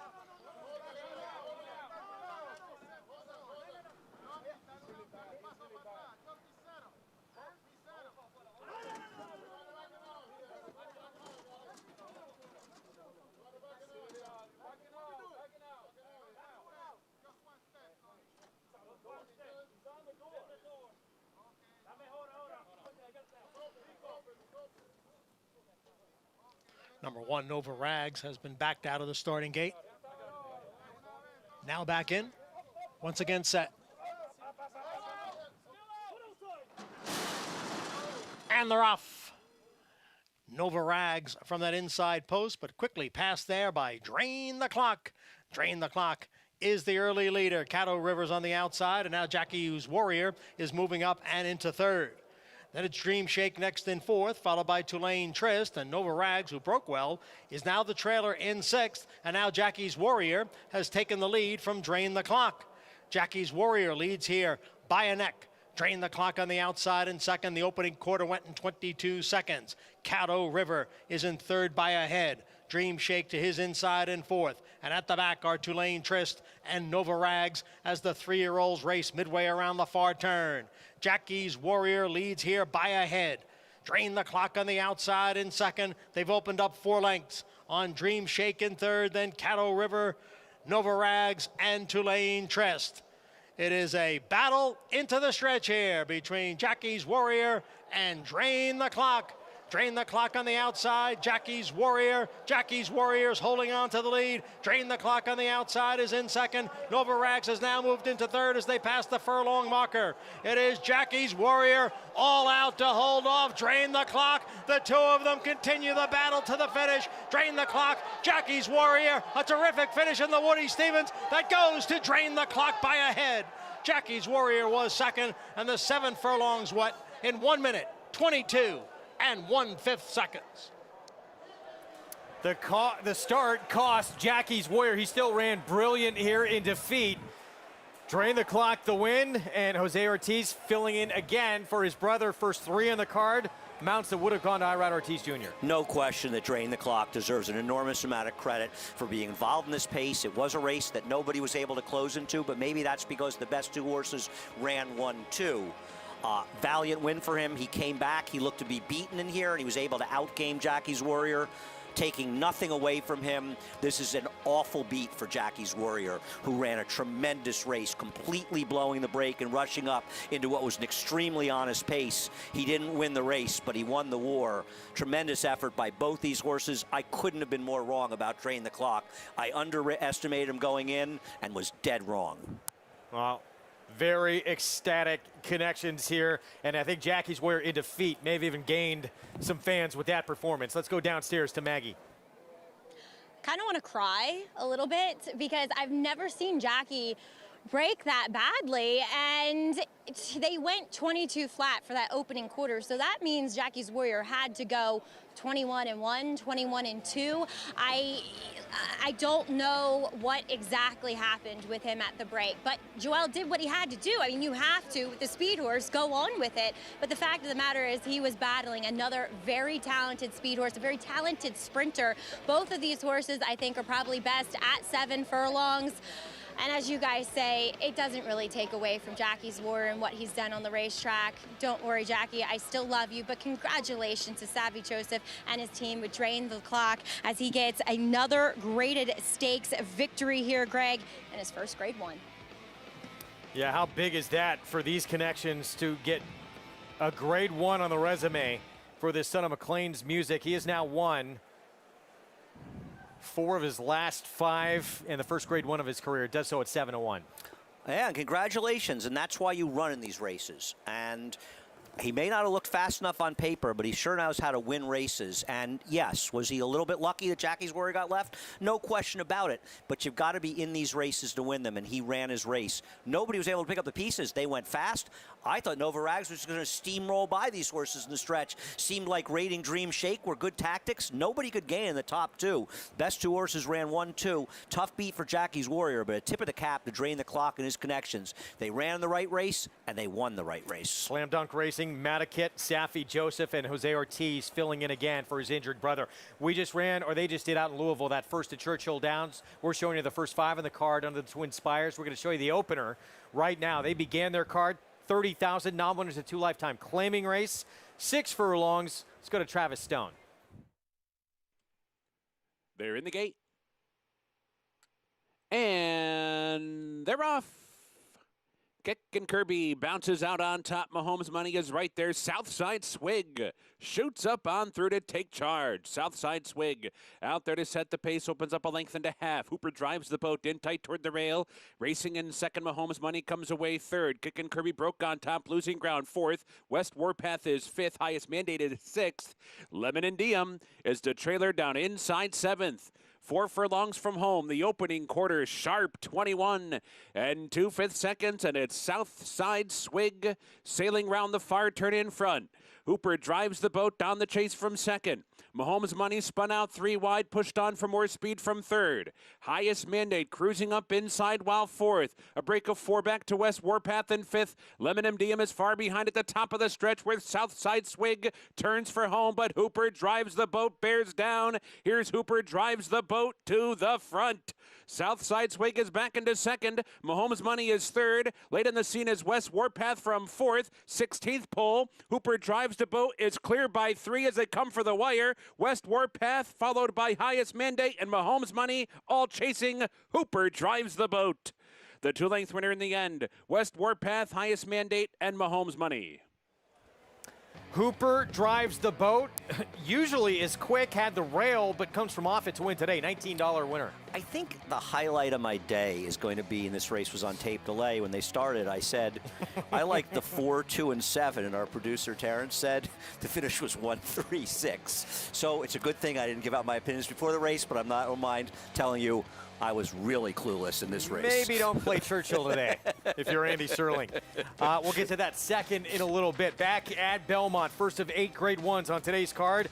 Drain the Clock. Never hurts to get a little lucky in a Grade 1, but he ran very valiant as well. Right, you don't want to take away from the race that he ran. He still ran a tremendous race and absolutely the best race he's run. Congratulations to the Connections who've done an excellent job with this horse, and they understood it wasn't easy to win, but they also understood that this was the race they had to be in. And now, Drain the Clock, who I'm assuming isn't a gelding, he has a career-making race. Another son of McLean's Music, and McLean's Music, who stands in Hillendale, is really having a terrific career as a sire. Sorry we didn't see more from him at the racetrack, but we're starting to see a lot on the racetrack. Woody Stevens winner, and the blanket to prove it. This son of McLean's Music out of an Arch Mare for Slam Dunk Racing, Matakit Stables, and he took some fight to Jackie's Warrior for sure. It looks like he could have packed it in mid-stretch, and he battles back here to get this Grade 1 victory. No, this was just an excellent and a great horse race. You feel bad for Jackie's Warrior losing this race, but as you said after the race, I don't think it took anything away from him. It probably added to his reputation. No question. I can't wait to see him back and get a clean break. But it's drain the clock's day in our parade of great ones. And Joel Rosario, he just had no other option with the way he broke out of the gate. He had to do what he did. And it shows his incredible speed. I mean, when they went 22.09, it's not like they went 22.4, and he just sort of cruised up right into there and outran a very fast horse for the lead. The race was dominated on the front end. Jackie's Warrior doesn't deserve to lose, but Drain the Clock deserves to win. So how quick was Jackie Warriors after the bad break? How quick was that first quarter? Good point. 21-3 at least. He spotted him at least a couple of lengths in there, right? And especially because when you break slow like that, they often drop back. It's hard to break slowly and then get right into gear. And it's not like Joel was, you know, he just sort of moved up in there on his own. Impressive, no question, in defeat. But Drain the Clock takes the Woody Stevens. We have a 1.5 mile race coming up next in the Grade 2 Brooklyn. Little precursor to today's Belmont Stakes, which is coming up later this afternoon, our ABR Race of the Week with the 2-year-old champ and the Preakness winner going head-to-head. Can't wait to see this Belmont. We were showing in-house the replay of Affirmed and Alidar, a race 43 years ago I was lucky enough to be here for, and there have been so many great Belmont Stakes over the year, and it's such a memorable race and one you never want to miss. How much is Joel now itching for a clean break in that race? Yes. Reminding Joel Rosario of his 2 unfortunate trips that he's had over the last year. Obviously, Rock Your World, you want to know, right? What can he do? And the other thing that's frustrating, I think, for Connections is the Derby was a front-running race. What if he had broken cleanly and been able to be in front? Could have been their trip. Yeah. Not to be. We're going to take a break. Going the distance of the Belmont. We'll hear from a man who's won it 3 times before, Hall of Famer. How do you ride this race? Luis Saez and John Velasquez are hoping they ride it right today. We'll be back. The ultimate accolade for a racehorse is to be named Horse of the Year. To be enshrined to the Hall of Fame is to achieve immortality. As a stallion, genetic immortality is defined in 2 words: breed shaper, plain and simple. 2-time Horse of the Year and Hall of Fame inductee, Curlin, is just that. Breed shaper, Curlin, the classic sire. It's a big week of racing action, and Twin Spires has got you covered. Place a win bet on any race at Churchill Downs or Belmont Park today with Twin Spires, including Saturday's 153rd Belmont Stakes, and you'll get your money back if your horse finishes 2nd or 3rd. That's right, money back for 2nd or 3rd. Bet on the best racing all in the one place with Twin Spires. Download the app today. This son of Danzig ranks among the world's elite sires, with Grade 1 winners on dirt and turf and star performers both at home and abroad. Warfront's success as an international super sire is unmatched. Recent stars include War of Will, a classic winner on dirt and a Grade 1 winner on turf, Halliday, and Civil Union. In the auction ring, his progeny continued to command top dollar. Warfront, standing at Claiborne Farm. Now more than ever, it's time to get with the program because New York Reds start with an advantage. New York Reds run for serious green. At Belmont and Saratoga, New York bred maidens run for up to $75,000 and allowance horses for up to $85,000. And serious New York bred owners can collect awards of up to $20,000 per horse per race in open company. So get back with the program. Seriously.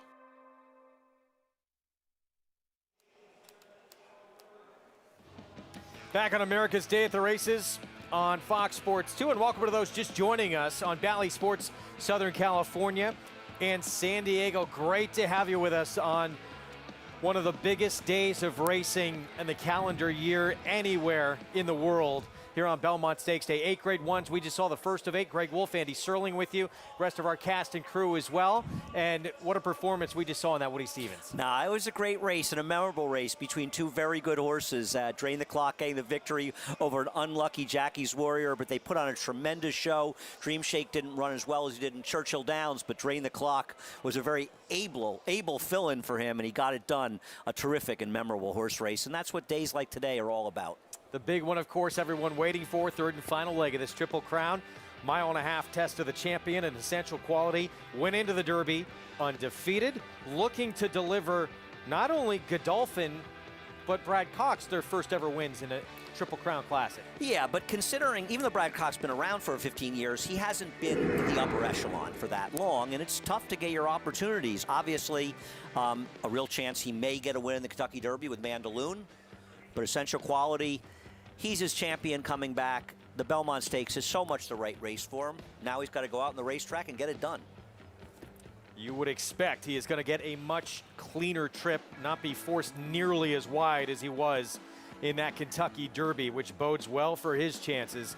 Today's race is brought to you by Claiborne Farm, Belmont Park. They've been upgraded on the main track now to fast on the main track, so we'll get that updated. Fast and good on the turf. It's pretty great, right? We just left here about 8 or 9 hours ago, I think, when we got home, and the track was a sea of slop. And once again, a remarkable job by our crack track maintenance crew. Well, this race coming up, it's the Brooklyn presented by Northwell Health. Grade 2, and it has the same distance as the Belmont Stakes. Mile-and-a-half, distance we don't see a lot. So how do you ride races like this? Let's go to a man who's won it 3 times.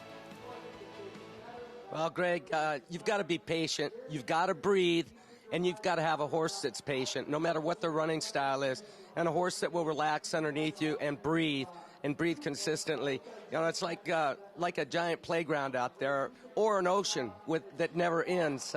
Easy to get disoriented if you don't know the track. Fortunately for the Belmont Stakes today, all of these riders have multiple experiences going a mile-and-a-half at Belmont Park. And I'll just give you an example.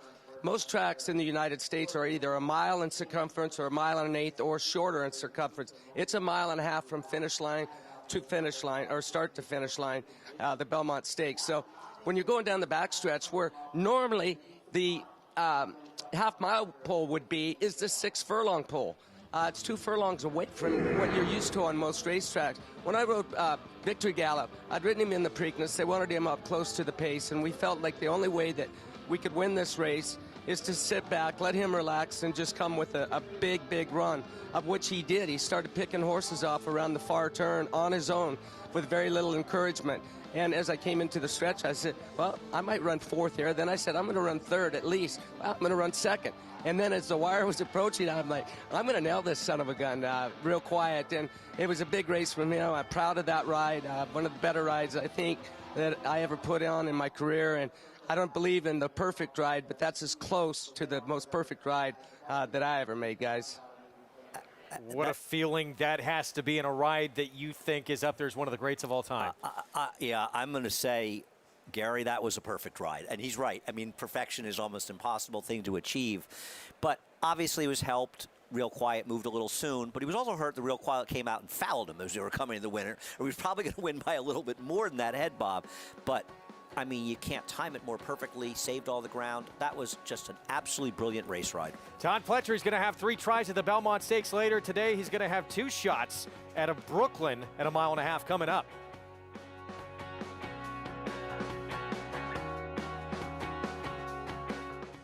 Following C and Happy Soul faced winners for the first time to kick off Belmont Stakes Week. Following C was in cruise control throughout and galloped home 6.5 lengths in front, scoring an amazing 100 Beyer speed figure. Happy Soul, who recorded the highest Beyer speed figure for a 2-year-old filly when breaking her maiden in May, came back and strolled by 11.5 lengths in the Astoria. Seeing is believing. 2 Run Happies, 2 freakish romps at Belmont Park by a combined 18 lengths. Run Happy, standing in stall 1 at Claiborne Farm.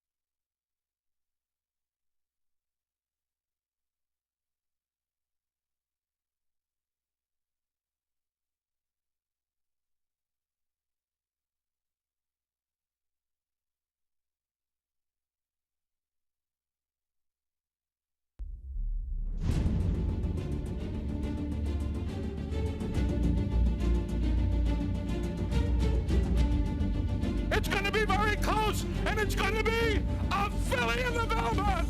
Rags to Riches has beaten Curlin, and 100 years of Belmont history. The first filly to win it in over a century. And they're coming down to the finish, and it will be Palace Dallas. Taprit and Irish Warcry come down to the line together. It is Taprit and Jose Ortiz in the Belmont Stakes.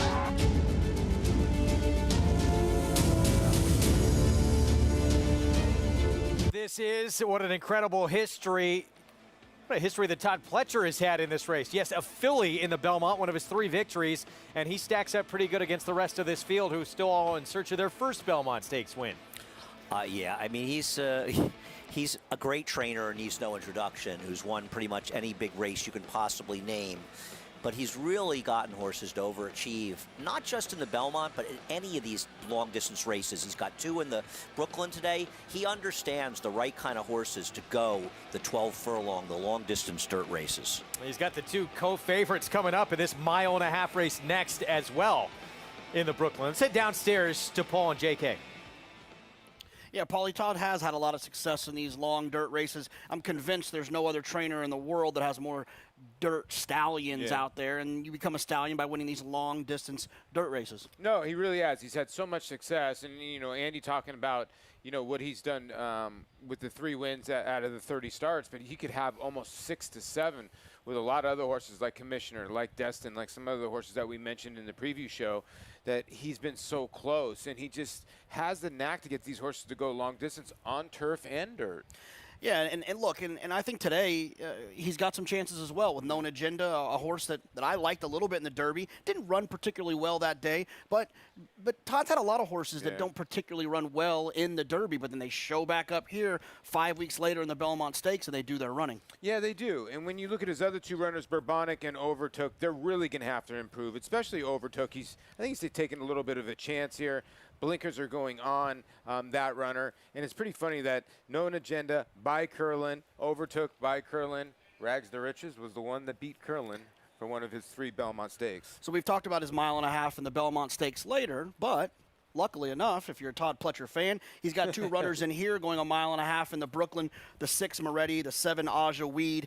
I think they're both live horses. Did you have a preference over the 2 of those? Well, to me, this was a confusing race. I thought this can go a lot of different ways because the pace scenario, what's going to happen early in here is Rise the Guy going to go to the front end or going to have to lay back because there are some other speed horses in here. And when going a mile-and-a-half, that could be very, very dangerous. That includes the 5, and it also includes the California Invader, Tis the Magician for Richard Mandela, that has very, very good speed. I just think somebody may be able to come from off the pace. We watched that last race, and I think a lot of people already looked on social media. Oh, we got a speed favoring racetrack. We had a horse in the first race break dead last and circle the field. I know the horse might have been the best and was the best, but let's not label that too soon. I promise, Andy making fun of me yesterday for never picking over a 15-to-1 shot has nothing to do with my selection of the 3 Campaign here, but I will be very happy if he wins, and I will run up there and give Andy a high five. Campaign is a horse that, I get it, his last couple of races have just not been very good. But you're getting some differences here, some changes, and I like that with these types of horses. He's putting the blinkers on to hopefully solve the problem of him falling all the way back out of the race and having way too much work to do. And he gets one of the most aggressive and forward type of riders in Louis Saez. Now, don't get me wrong. Louis not putting this horse on the lead. I just think Louis will prevent him from being 28 lengths off of it early in the race. Yeah, I mean, listen, you're looking at a nice little price at 18-to-1, so can't argue with that. And a lot of the guys upstairs like the 7. I don't know what you like, Greg. Well, we'll get back to that race in a moment. By the way, the 2 Todd Pletchers, they both had 5-to-1 on the board. The 2 favorites are on the outside. I mistakenly said that. Tis a Magician, Lone Rock. As we're back at Churchill, need to bring this post parade. We're just 2 minutes away from a start. As we see the favorite come out onto the track here. This race, non-winners at 2 lifetime, 1-turn mile. And here's Tamin Rasset, New Gelding, and blinkers come off just claimed. Yeah, it's obviously going to have to improve off that last effort. We'll see. Man on the Moon puts blinkers on off the claim. Yeah, another horse off the claim, not familiar with the new connections, but tough to claim from Al Stall. Vazariano, Steve Asmussen, I thought it was going to be very tough in here. Just 1 for 14, though. You took the words out of my mouth, Greg. He's way the horse to beat on paper, but he's 1 for 14. It's tough to take him. 8-1, Tis Light the Way. He ran an improved effort last start. He did. And if he can run back to that race, he can win. Can he? Double Tough Tiger. He can be forwardly placed. He takes blinkers off for Chris Hartman. If you like him because he's the speed. And 9-5 outside. Last time he was on dirt, he ran for 50. I like him getting back to the dirt, though he ran fine on synthetics. He is the logical alternative, the favorite, as he's only 1 for 6. Ken McPeak, for what it's worth, and I still would make him my top choice, which means you may want to stay away from, given my opinion the first at Churchill, is just 4 for 39 going synthetic to dirt, which this horse is doing. J.K. Pauley, your thoughts on the second from Churchill? Yeah, the Twin Spires market mover is going to be the 3, Vessariano. This is a horse that when I first looked at this race, I thought the horse would be odds on, and maybe they'll eventually go to that point. This horse is dropping. This horse is faster on figures, and I love when Steve Asmussen is listed as the owner and he drops a horse, because he doesn't have to worry about convincing his owners. He gets to do what he wants to do, and he knows best, I think, in that equation. So if you want to bet the Twin Spires market mover or any other horse in this race, go to twinspires.com. Paulie, where are you at here? I'm going to go against you guys. The reason why is when I look at the 3, I look back and I go, okay, this horse was in for 30 non-2 and was 7-1 and finished 3rd. Then came back, was protected in a 30 non-winner of 2. This is a 20 non-winner of 2. Not that much of a difference. Did not improve at 5-1. So why would I want to take 3-1 or 3-2 on a horse that's basically, like Andy said, equal to the 6 to me? I understand the equation of synthetic to dirt numbers for Kenny McPeak, but the Turfway Park meet was a live meet. This meet, I think the 6 is the horse to beat at 8-5. We faced on synthetic back in December. Paul LaDuca and I agree. Paul, I'm a little bit concerned for both of us. That you guys agree. I am worried. but I mean, to me, the deciding factor is what you said in the post parade, Greg. Veraciano is 1 for 14. This horse is only 1 for 6. I just rather take the horse at the same price that's had less opportunities to lose. He is dropping. It is the 3rd off the bench for Vazariano. And meanwhile, Hoist the Mainsail, he faced Like the King 2 back on synthetic. That's for Beach Boy fans, right? Isn't that one of their lines in one of their songs? Travis Stone. Another big fan of the Beach Boys. With the call. And they're off. Vessariano bounced around coming out of the starting gate off near the back of the pack. Taman Rasset is there, Man on the Moon. Here comes Hoist the Mainsail for that outside post. Double Tough Tiger backs off to be 3rd as Hoist the Mainsail goes on with it as they head up the chute and come for the main track. Man on the Moon is an up-close 2nd. A break of 2 lengths back. Double Tough Tiger comes away 3rd. Vessariano advancing up inside into 4th. Tis Like the Way 5th. Taman Rasset is at the back in 6th. Heading down the backstretch run, and Hoist the Mainsails holding on to that lead, and now opens up a little bit more. Opens up a length and a half. Man on the Moon's been angled off the rail now to track the pace from 2nd. Meanwhile, Vessariano has snuck through underneath up to grab 3rd. Double Tough Tiger, 3 wide racing onto the far turn while 4th. Tis Light the Way, angled outside from 5th, and Taman Rasset is at the back in 6th. 3 furlongs to go. Hoist the Mainsail, 23 to a 46 half mile. Cruising along on a 1-length advantage. Man on the Moon, given more rain from 2nd. Double Tough Tiger, 3 wide while 3rd.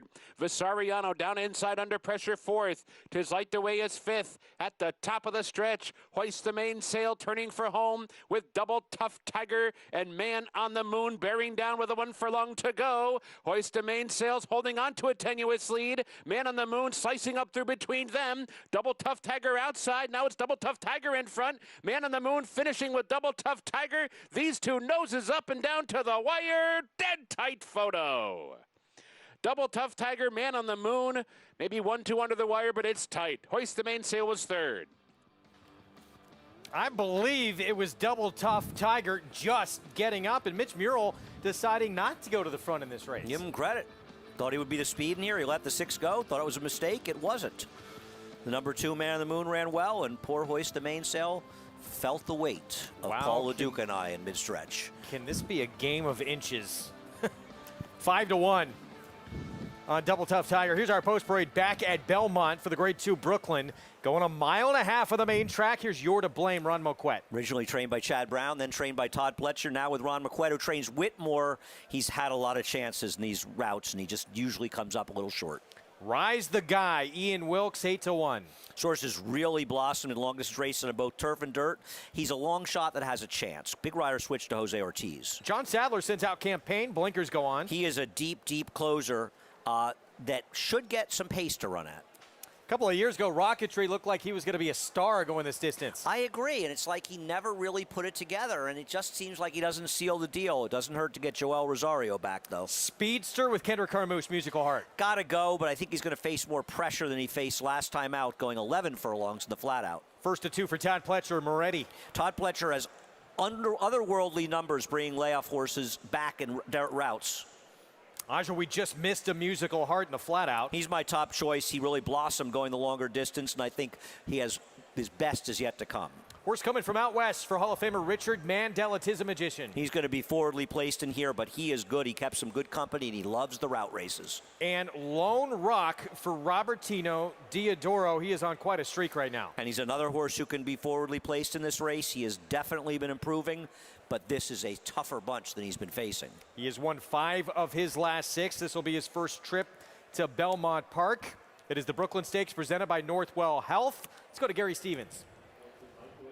Yeah, guys, Tis Magician, it's taken a while for him to really come to hand. And not that he wasn't pretty good as a 3-year-old, but as a 4-year-old, he's really turned the corner right now for Richard Mandel. He started 16 times in his career. In his last race in the Tokyo City, a Grade 3 at Santa Anita, he was actually second in that race last year as a 3-year-old. He came back and just annihilated a decent field by 9 lengths in there. I think he can set a great trip on the outside. I don't think he needs to be on the lead.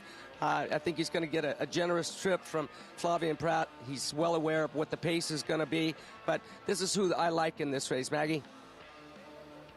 Yeah, I like number 8, Tis a Magician, too, Gary. I know you're a little bit more familiar with him, having been out on the West Coast, but I was drooling back in the paddock over him. He is just gorgeous. He's this big, strapping, scopy horse, and watching him train here at Belmont too, he is impressed in the mornings. Just a very intense horse who has that high cruising, galloping speed that you need for these 1.5 mile races. And as you saw, the gate behind me is one of only a few races, actually only one of 2, that the gate is positioned right here in front of the grandstand. Obviously, the other one will be coming up a little bit later in the Belmont Stakes, but I'm all about Tis a Magician here in this spot. Well, we do need to discuss Moretti, who was pretty dominant in this series of these marathon dirt races last year, but we have not seen him since the beginning of August in the Birdstone, in which he won and beating several other runners here in the field.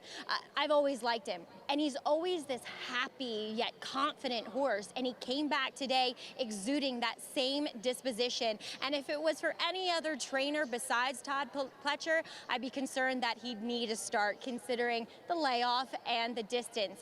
But it's Todd, and he is ready. He is fit, he is strong. Of the horses in the paddock, those were the 2 that I liked the most. And Moretti currently, Greg, at 5-1. Thank you, Maggie. He is indeed. Javier Castellano will be aboard Moretti as you get a look at the 8, who is our favorite, Tis a Magician, 5-2. Flavien Prat for Richard Mandela, just won by 9 lengths at that 1.5 mile Tokyo City. And Flavien Prat's skills were on display in today's second race, where he gave the winner an exceptional ride. He's as good as any rider in the country. Tis a Magician is very dangerous in here, and he really likes these long-distance dirt races. He also likes slightly easier competition. He wasn't as good as the likes of Idol and Express Tour in some of those races, but against these, at these distances, he can win. The question is, how quick's the pace going to be? Because with Musical Heart definitely going to lead, you imagine he's got to stalk that one. Lone Rock outside of him has speed as well. How quick will the pace be, and will they be able to hold off the closers? Because there are some talented ones in this race, and I'm hoping the right one is Ajaweed. Yeah, here he is. He's at 5-1. The other Pletcher runner in here, he just missed trying to time that move against Musical Heart in that flat out at a mile and 3/8. Yeah, what I liked about it was such a huge step forward for him. He had run some good races, or won when he was a 2-year-old, when he finished second to Remsen, but it feels like that's where he found his home. And he's been trained by Todd Pletcher. Of course, Kieran McLaughlin, who used to train him, he retired from training. He's now Luis Saez's agent. Ajaweed really came to life. You look at his figures, he just ran far and away the fastest race, and distance is a great equalizer. Some horses are just okay going a mile or so, and these long distance races they turn into a different horse. You see it on grass, you see it on dirt, and that's why I think Ajaweed's a player in here. He's just a different horse going long. Todd Pletcher seems to have a lot of these horses that like doing that and excel at that distance. Right. I mean, well, you look right inside of Ajaweed to Moretti. Moretti was sort of average going shorter, and he really blossomed in the long distance races. Todd Pletcher has a knack, and it's not surprising when you think of the success he's had in the Belmont Stakes. Speaking of Moretti, we should mention the first 3 on the card, all won by horses that Irad Ortiz Jr. had been listed on. He was in this race listed on Moretti, who's at 5-1. Javier Castellano will ride. It probably helps Irad that at least his brother won on 2 of those horses, so he's happy.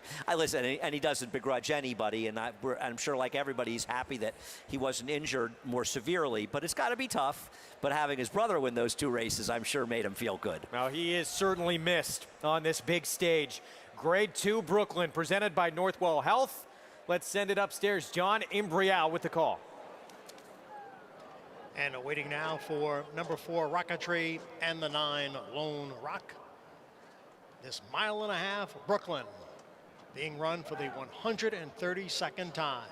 And they're all in the gate. And they're off, and it was a stumbling beginning for number 8, Tis a Magician, who is towards the back of the pack. Musical Heart is going out for the lead, along with Rise the Guy. You're to Blame is down at the rail, running in third. Lone Rock from the outside. And then it is Moretti.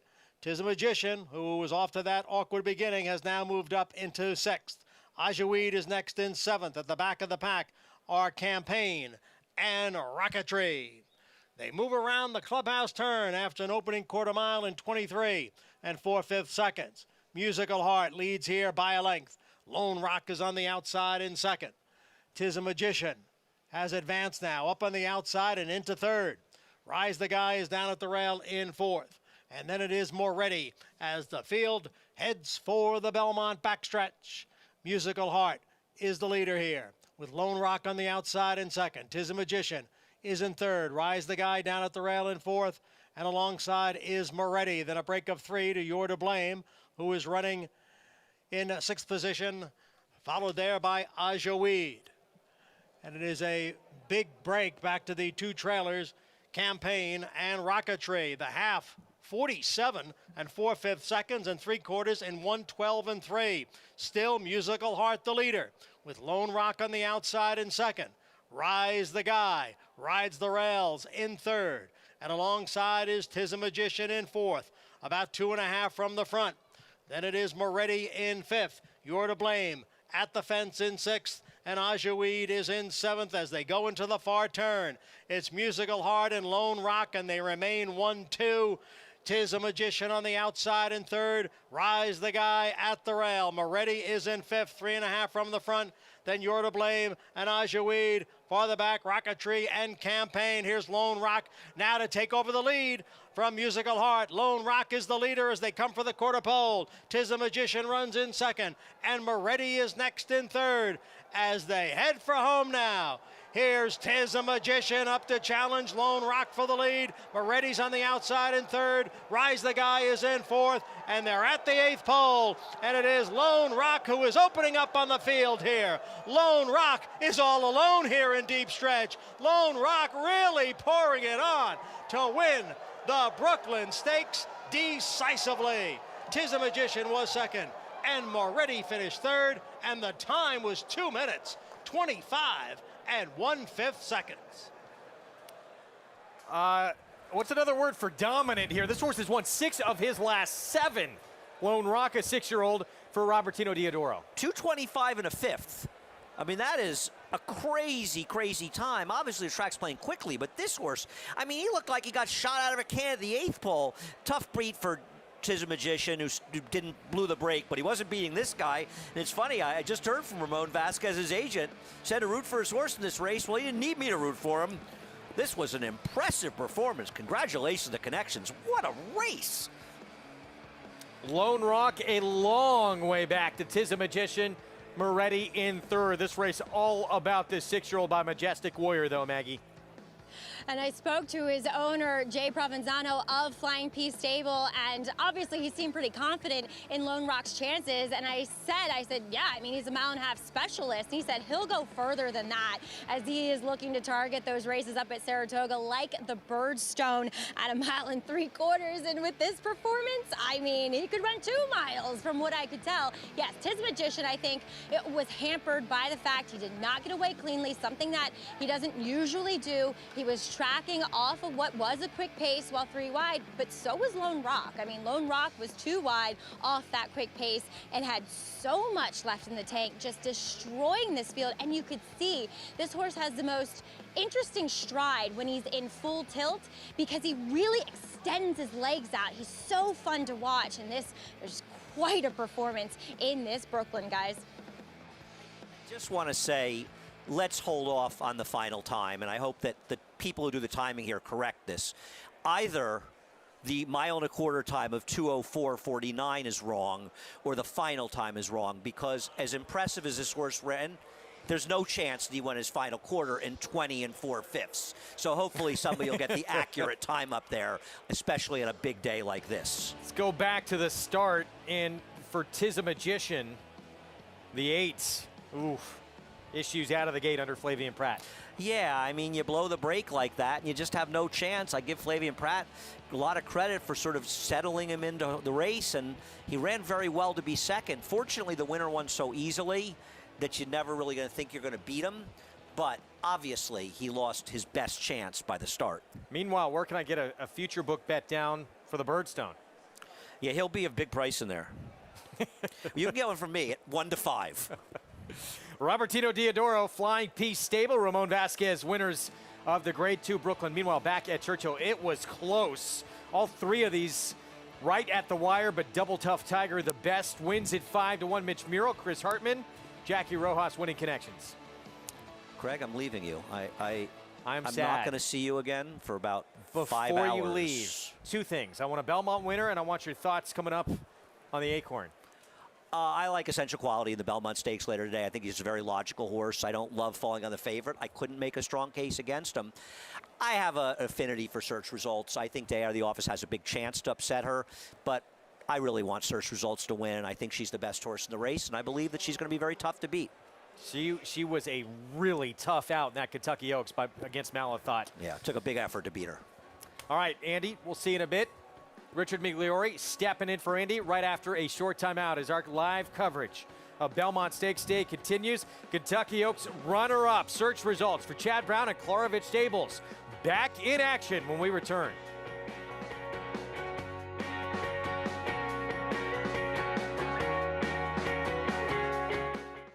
What could be better than standing 1 Triple Crown winner? Standing 2. Here comes American Pharoah. Justified, turning for home in front. And American Pharoah has Justified. He's unstoppable. The 37-year wait is over. American Pharoah, Justified, has won the Triple Crown. Coolmore, America, home of Triple Crown champions. No sport in the world brings the wins home like racing. It's one-of-a-kind, high-speed, high-stakes action, and Naira Bets takes you there. Place your bets and watch the races live from anywhere. With Naira Bets, make easy, secure deposits and promotions every day to earn reward points or cash.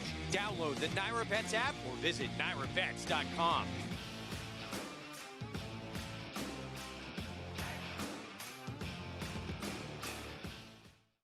Spun to run. In the Breeders' Cup Dirt Mile, he defeated a loaded field that included multiple Grade 1 winners Omaha Beach and Improbable. His brilliant speed figures were among the fastest of any 3-year-old at a mile or more. and he hails from the legendary Danzig sire line. Multiple graded stakes winner, millionaire, Breeders' Cup champion, spun to run, new for 2021, standing at Gainesway. Racetrack Television Network brings you every race, from every track, on every screen, every day. With monthly packages starting as low as $5, RTN gives you great value and access to more live HD streaming and race replays than anyone. Visit RTN.tv today to sign up and watch on almost any device, including Roku and Amazon Fire. Use promo code TRYRTN for a 5-day free trial.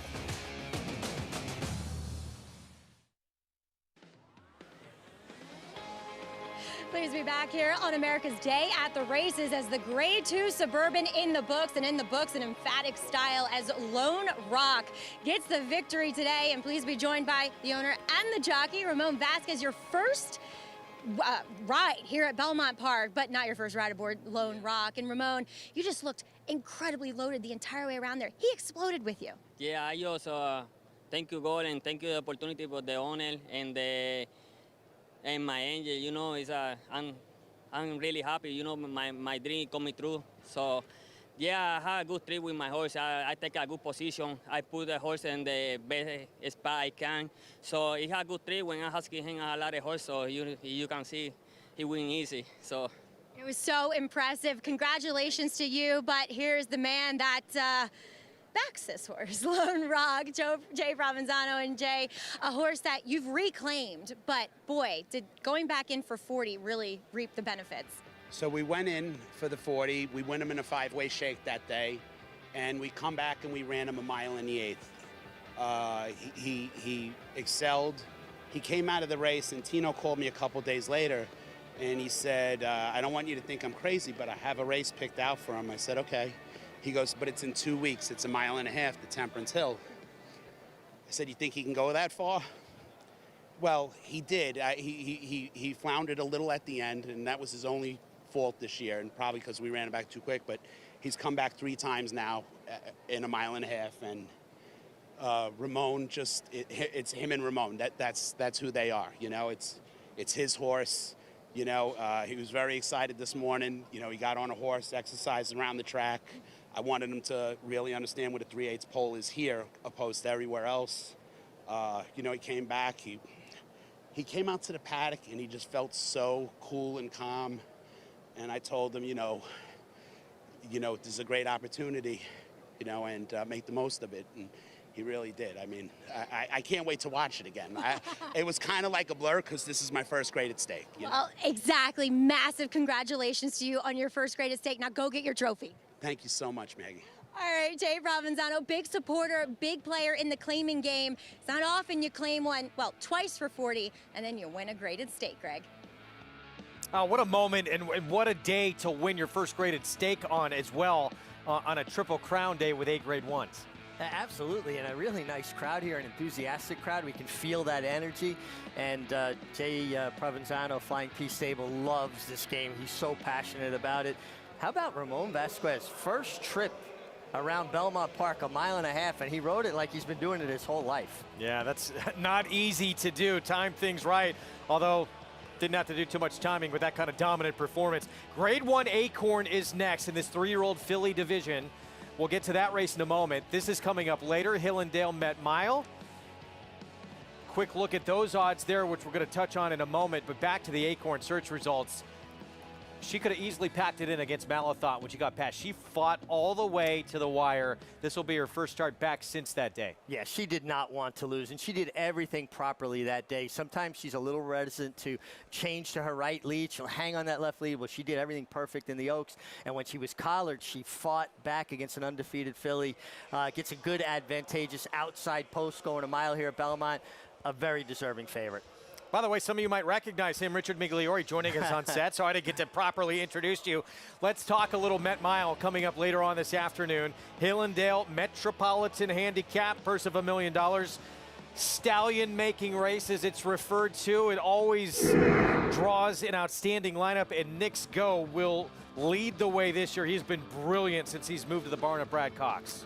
Yeah, and this is the definition of it's not how fast you're going, it's how you're going fast. Going fast comes very easily to Nick's Go, and while other horses are having to work to stay within his natural gait, he's just cruising along, throwing down very fast fractions.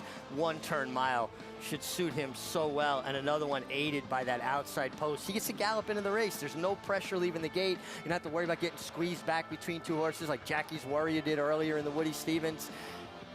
Looks like he's a very formidable favorite. A few Hillendale Met Mile facts. The 2020 winner of Vekoma by Candy Ride, who started at Hillendale. 2014 winner, Palace Malice by Hillendale Stallion Curlin. And the 2005 winner, Ghost Sapper, stands at Hillendale as well. It's going to be fun to watch this group go at it. Nick's Go, he is a talented star runner. Mischievous Alex, though, he's coming off a big win in the Carter, but up next, it's 3-year-old fillies in the Grade 1 Acorn. We'll set the stage when we come back. A Grade 1 winner on both dirt and turf, War of Will became a classic winner with this victory in the Preakness Stakes. This year, he added turf credentials to his resume with a determined victory in the Grade 1 Maker's Mark Mile, a winner and Grade 1 placed at 2, multiple graded stakes victor at 3, and Grade 1 winner again at 4. This son of War front has proven his class at every level. A classic winner with a stallion's pedigree. War of Will, standing in 2021 at Claiborne Farm. Monmouth Park's 50-cent Win Early Pick 5 is the best way to get your wagering day started. With a 12:15 post every Saturday and Sunday, the Win Early Pick 5 is home to 6-figure pools and a low 15% takeout. Start your day winning early. Play Monmouth Park's Win Early Pick 5. Win early, win often.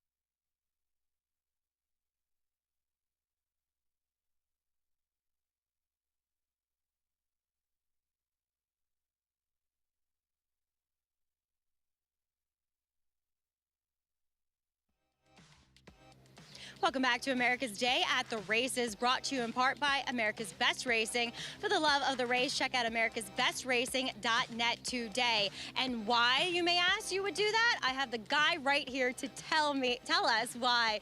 That's Dan Torgman of America's Best Racing. And Dan, what can people find on the website? You nailed that intro, by the way. You nail it every time. You go to America's Best Racing.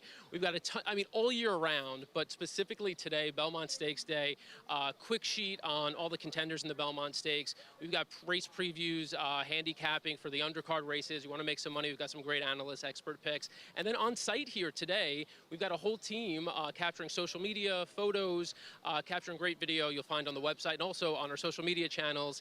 Twitter is just, blowing up today. Obviously, we've got a lot of stuff going on at ABR Live on Twitter. And Penelope Miller on site providing those. Got to give her a little love. But Dan, you're a very astute handicapper as well. Give us the lowdown on this year's Belmont Stakes. So I'm trying to keep it simple. Like, I feel like more than any of the other Triple Crown races, this is a race that's, strictly tied to pedigree. And so I want the Tappet and I want the 2 Curlin. So I'm Essential Quality, I'm Known Agenda, and I'm Overtook. Overtook is my long shot. People, I think, are discounting Overtook a little bit based on the Peter Pan. I think the horse is going to like the added distance, might get a little bit of a pace set up. I think maybe Hot Rod Charlie goes with Rock Your World, so that's my little value play in there to throw in. I'm with you on that long shot. I like it. Now I feel better. Okay. Doesn't mean anything. But Dan, thank you so much for joining us, and have fun today. Thank you. It's great to be back here. At beautiful Belmont Park, it's lovely to have fans back here, and Dan too, as we want to check back in with Jonathan Kinchin and Paul LaDuca, who are right to my left, and they're going to give you the lowdown on Churchill's next race. Maggie, tell Dan to take it easy with that shirt. He's trying to steal my thunder over here. we don't have want to room put a bow tie on you.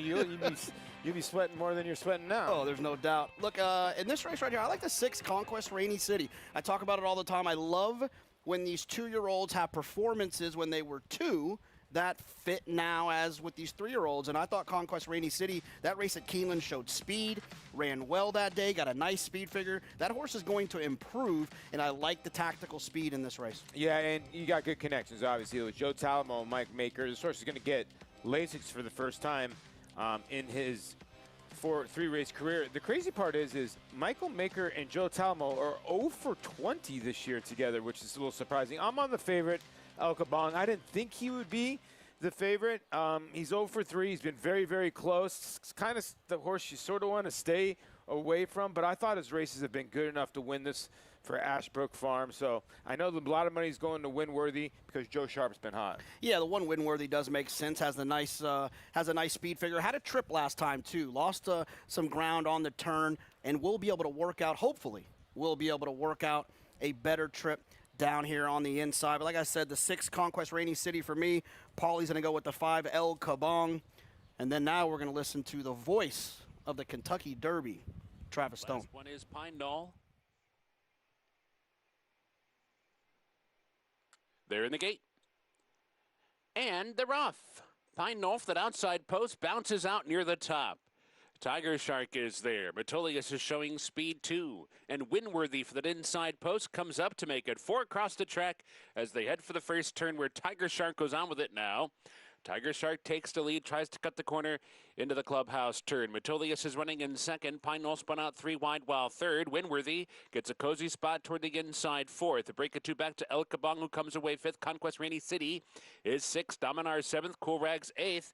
Mr. Slate settles in at the back. Backstretch run. Opening quarter goes in 23 and 4/5 seconds. And it's Tiger Shark showing the way. Leads by a length midway down the backstretch run. Metolius has backed off just a bit to track the pace from second. Winworthy covered up inside, running along in third. Pine Knoll is now 4th. El Kabong in the clear, moving up into 5th. Conquest Rainy City is buried at the inside, 6th and only 4 lengths off the lead. And then it's Dominar, Cool Rags, and Mr. Slate.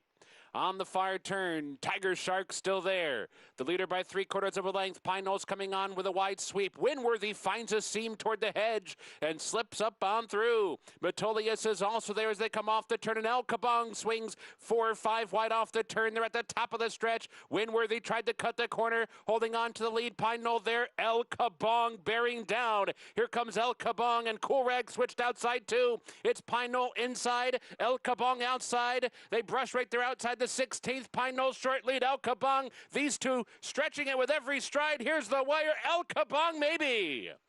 Got a good bob, but it's very tight. Pine Knoll right there. Cool Rags was 3rd, and Winworthy was 4th.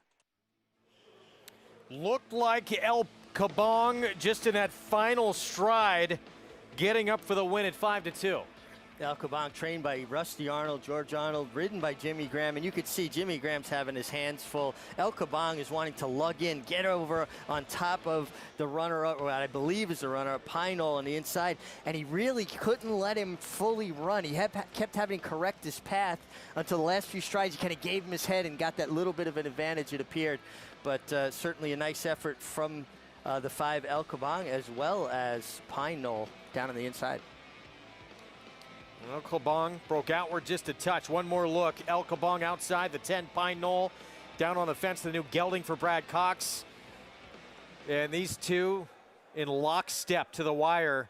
And just that final moment, nose in front to the outside. And you see the way Jimmy Graham had his right hand off the horse's neck, holding him off of that horse. He wanted to lug in on top of him and bump him. You don't want to do that in a close finish because that's when you get disqualified. We'll have the prices from that coming up. It's 5-2 on your winner. Up next, Grade 1 Acorn in this 3-year-old filly division. And there is search results. The runner-up in the Kentucky Oaks, who gave Malathot a big test. Her first race back for Chad Brown is coming up.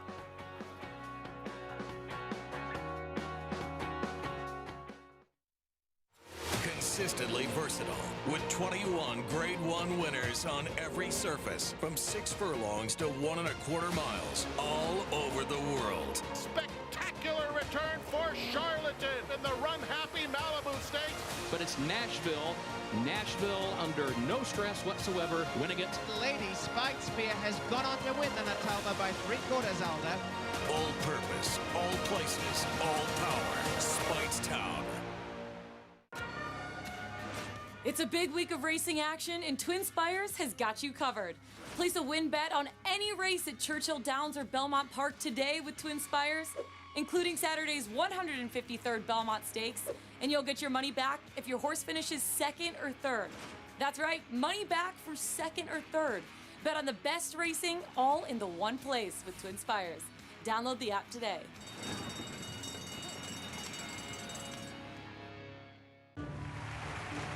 Reach the starting gate. It's post time. Home front, the favorite comes forward.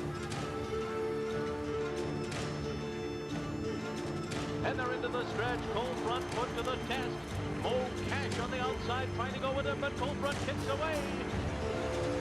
Cold front 2.5. Cold front does it again, wiring the field in the Amsterdam.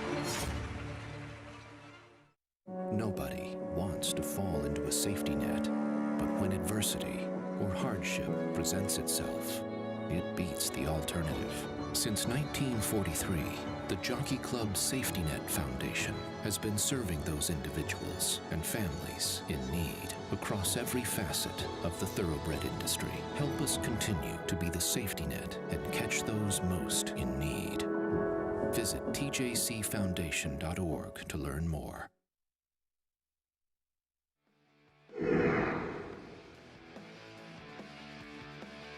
Drosselmeyer comes up on the far outside at the top of the stretch. First dude, game on dude. They're head-to-head for the lead. Drosselmeyer trying to wear them down from the far outside. Uptown Charlie Brown and Fly down to the finish. First down is Deputy on the outside here. Here at the wire, Drosselmeyer, who gets first dude in the shadow of the wire. Drosselmeyer, an upset winner. That was the first win in the Triple Crown Series for Hall of Fame trainer Bill Mott, and the first in the Belmont for Mike Smith at 13-1. Yeah, Bill Mott, the youngest trainer ever inducted into Racing's Hall of Fame at the age of 45. Drosselmeyer, he liked the 1.5 miles, didn't he? He sure did. There is Hall of Fame trainer Bill Mott. He'll send out obligatory coming off a big win at Churchill in the 8 Bells. Let's head downstairs to Maggie Wolfendale.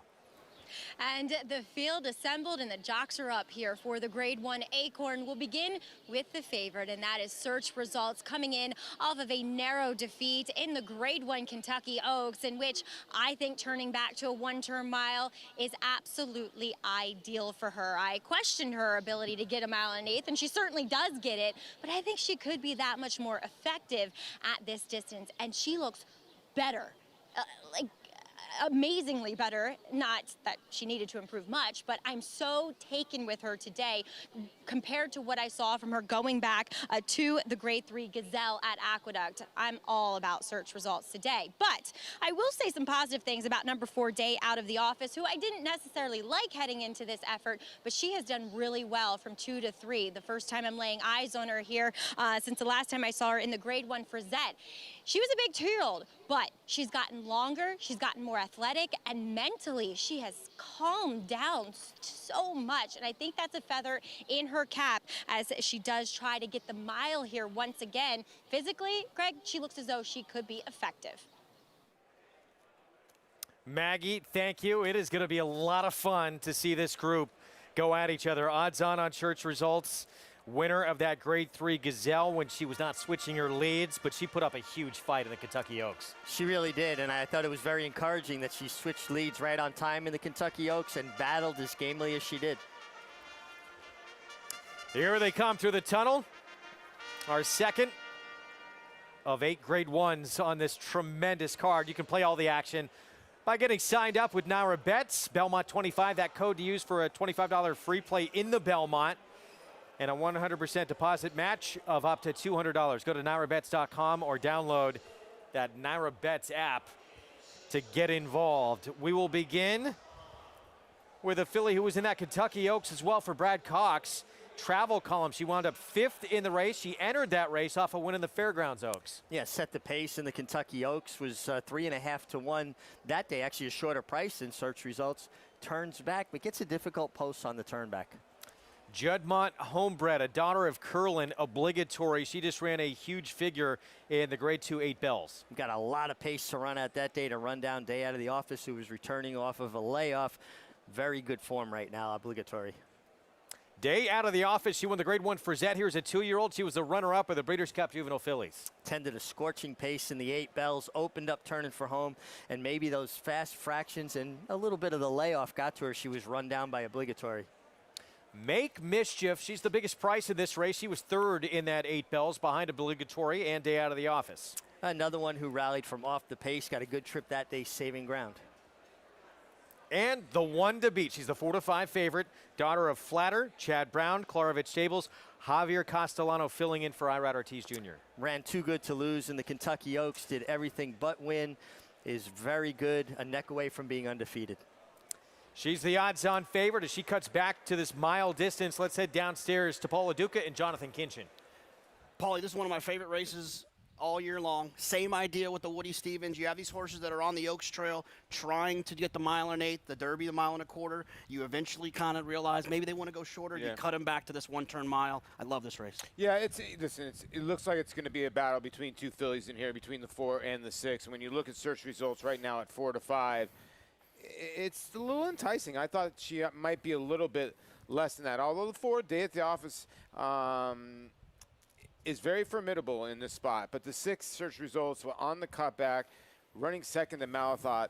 Malathot was a horse that Todd Pletcher was considering sticking in the Belmont Stakes. That's how talented she is. So this filly by Flatter, definitely the one to beat. Yeah, I like Search Results. She ran big, too good to lose last time in the Kentucky Oaks. You heard Maggie mention it. Maybe the cutback is going to help. Maybe that was the impression a lot of people had going into the Oaks, and now it's actually going to happen. She's going to be tough to beat, but she's not a single here, in my opinion. I think Day Out of the Office, the 4, is extremely live. This horse got hooked at a very, very fast pace at Churchill Downs in that 8 Bells. And I think because of that, you could expect her to run a little bit better here. Not to mention, she doesn't have to deal with the 3 Miss Brazil, who was going to run in this race, but has scratched. 5 minutes to post, the countdown to the Acorn presented by Longines, the official timekeeper of Belmont Park.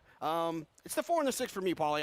I just don't see one of these other horses jumping up. I guess Travel Column could. I wasn't crazy about those races down in the fairgrounds, those 3-year-old races with her and Clairiere kind of trading punches. Obligatory got a huge setup last time. Do you care for any of the 2 inside runners? The only one I would care for is the 1 Travel Column, because she's finally going back to sprinting around 1 turn where she did break her maiden. Now she went right into the Alcibiades after that.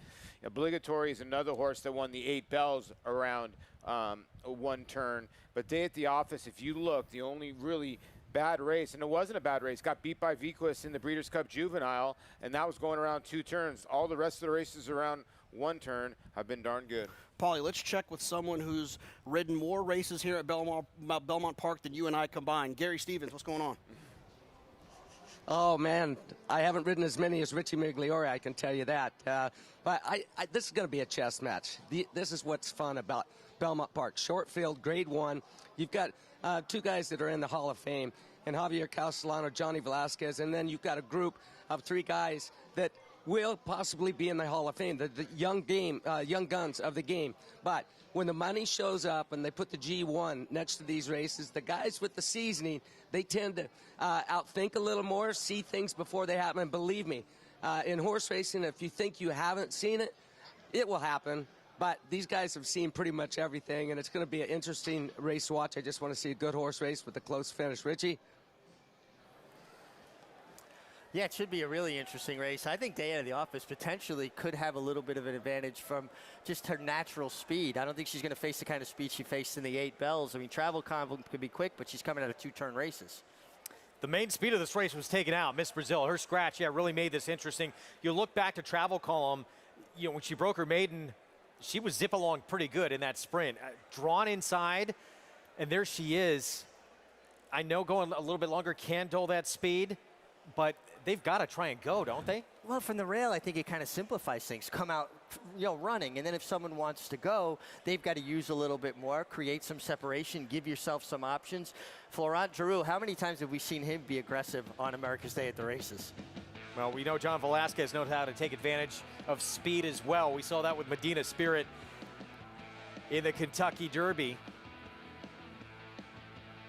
As we take a look at obligatory Day Out of the Office, Make Mischief, they were 1, 2, 3 in the 8 Bells. Yeah, Day Out of the Office was a part of that pace, seized the lead at the top of the stretch. Look like she's on her way to victory. And here comes obligatory with the last run on the far outside to just mow her down. But, she was coming off a layoff. Day Out of the Office. She was a part of a very hot pace that everybody else that was involved with it, Make Mischief ran very well to hang on for third, but everybody else in close proximity that really melted down. Woody Stevens, we've only seen a couple of dirt races today, but the Woody Stevens, you had to be up front early. And we didn't see any horses really make up ground in there. So Travel Column, Day Out of the Office. How close will they be early in this race? Can anyone make up ground? Let's go downstairs to Maggie. Yeah, that's a good question to pose here, Greg. As checking in with Travel Column, I kind of agree with what Paul had said. Her getting back to a shorter distance, especially round 1 turn, suits her well. And you always think about horses that are a little bit smaller, a little bit slighter. They'll prefer, obviously, less ground to cover. And despite the pedigree that suggests more, I think this is the right move for her.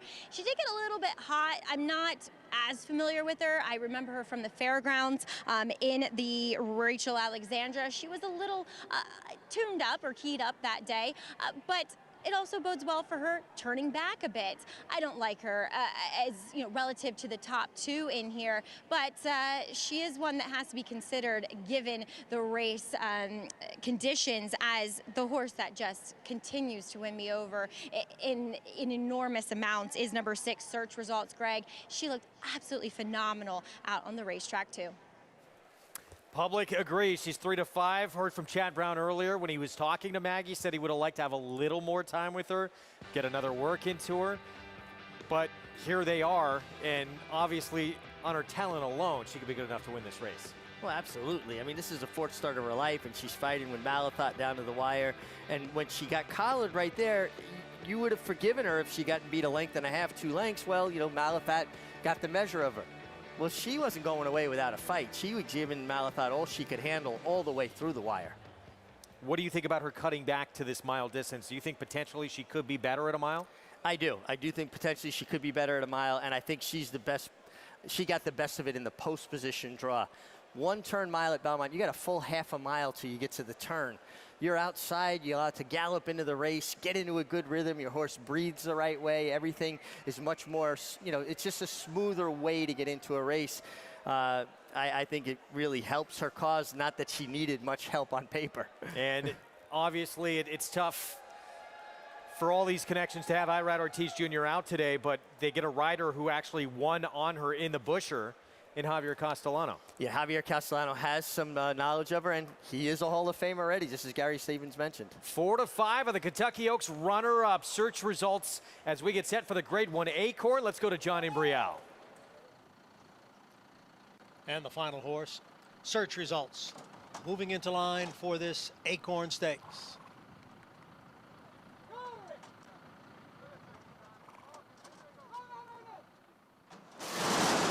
And they're off. Day Out of the Office is going out for the early lead. And then it is Make Mischief. On the outside is Search Results, who is a close-up third. Travel Column is running in fourth, and Obligatory is the trailer in fifth. Day Out of the Office is the leader here by a half length. Make Mischief, long shot, running in second. The Gray Filly Travel Column is down at the rail in third by a head. The favorite is alongside Search Results and Obligatory Trails. Opening quarter mile, 23 and 2/5 seconds. As the 3-year-old fillies continue along, Day Out of the Office shows the way here by a full length now. Make Mischief is in second. Travel Column down at the rail. Search Results on the outside, about 2.5 off the lead. Obligatory continues to trail. And the opening half went in 47 and 1. Day Out of the Office continues to lead. The lead is 3/4 of a length. Make Mischief has been in second the entire way. On the outside is Search Results, who is now moving up just a bit from third. Down at the rail is Travel Column. Obligatory trails. It's Day Out of the Office, and here is Search Results now moving up on the outside as they come into the stretch. It's Day Out of the Office, challenged here on the outside by Search Results. Search Results and Day Out of the Office. Search Results with a head in front. Day Out of the Office is running in second.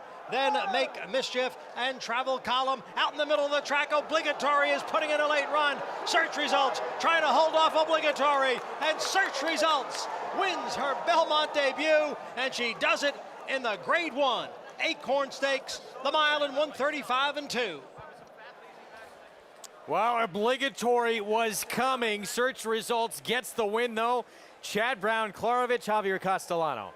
It set an absolutely perfect trip. That outside post allowed her the luxury of just kind of galloping into the race, made her move at the top of the stretch.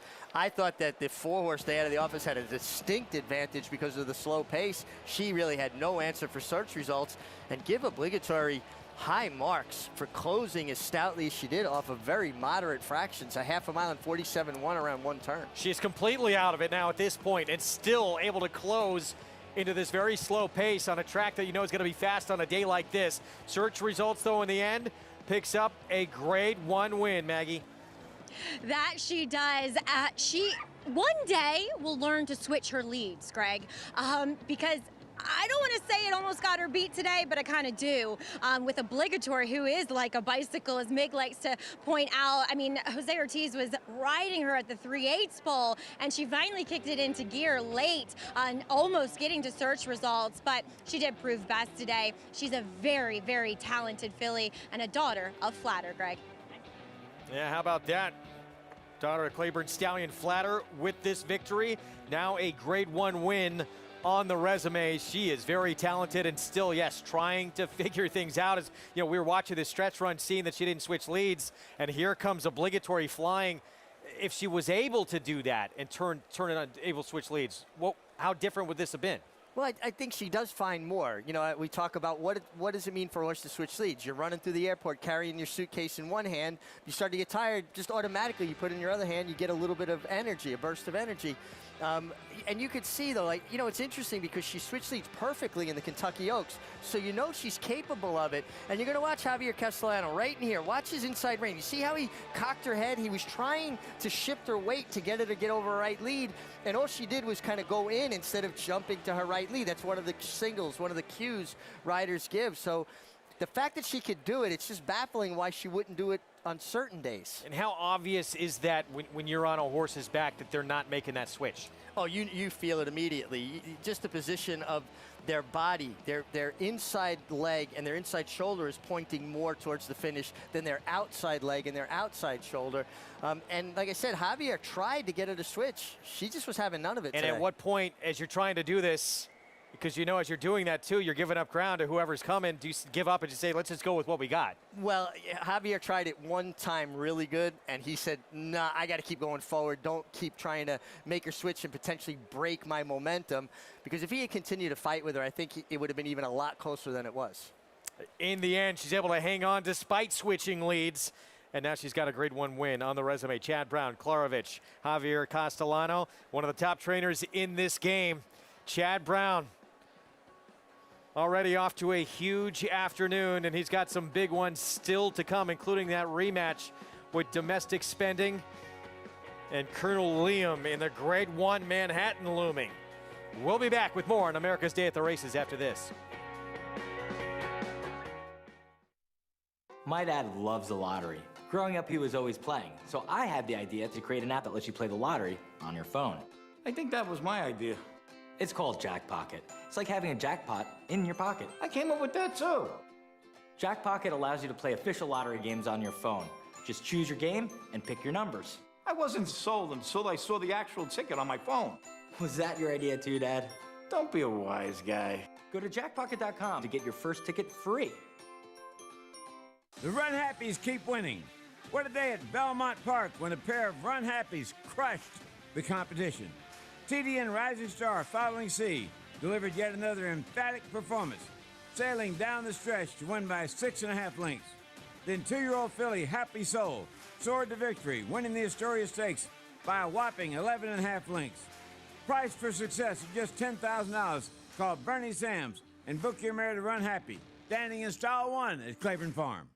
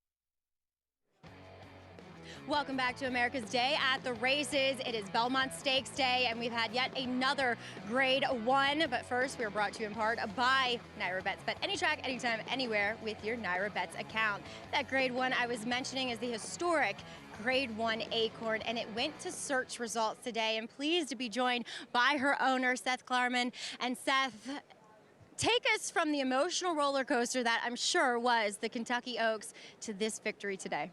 Well, thank you, Maggie. And first of all, we should acknowledge that Arad got hurt. He was supposed to ride, and Javi did a great job, and we hope Arad's back real soon. She's a great filly. She was undefeated going into the Oaks. She lost by, a neck. She came back on the inside, so it was a great effort. It wasn't really that hard. We were pleased with her effort, and then today we thought we had a solid chance, and she showed us she's really good.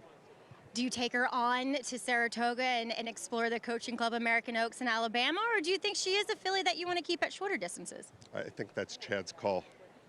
Well, the one thing Chad said earlier in your second win on the card, too, is your patience, and that's what makes you such a successful owner. And how do you remain that patient with your horses? I'm an investor in my day job. I think investing is long-term. I think horses are long-term. We try to take good care of them and hope they're around for a long time. And if you run them too much or you run them too early, you reduce the chance of that. And you continue to reap the benefits of that patience. Congratulations with this Grade 1. Okay. All right, Seth Klarman with search results. Well, he was smiling ear to ear as he led her down the champion's way of the winner's circle here with this Grade 1 win in the Acorn.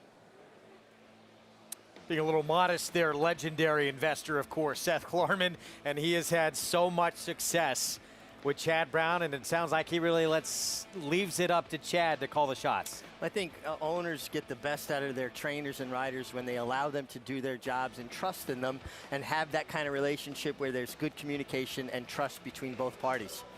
4 of the 5 races on the card at Belmont Park won by horses that Irad Ortiz Jr. had been named on. I'm sure it's got to be a really tough afternoon to miss out on what he's seen transpire. We wish him all the best. We're back at Churchill, post parade for the 4th. 40 claimer, 6 furlong sprint. Colonel Klink ran some big ones at Hawthorne sprinting. For your Hogan's Heroes fan, the horse that will prefer getting back to the dirt. 3-1 on Nifty, Chris Hartman. Nifty definitely getting some class relief, should be competitive here.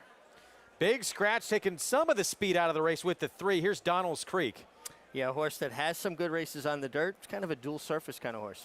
Buttered Noodles with that scratch of the 3 could be alone in front. Definitely the one benefited most by that scratch. But the one to beat, no question.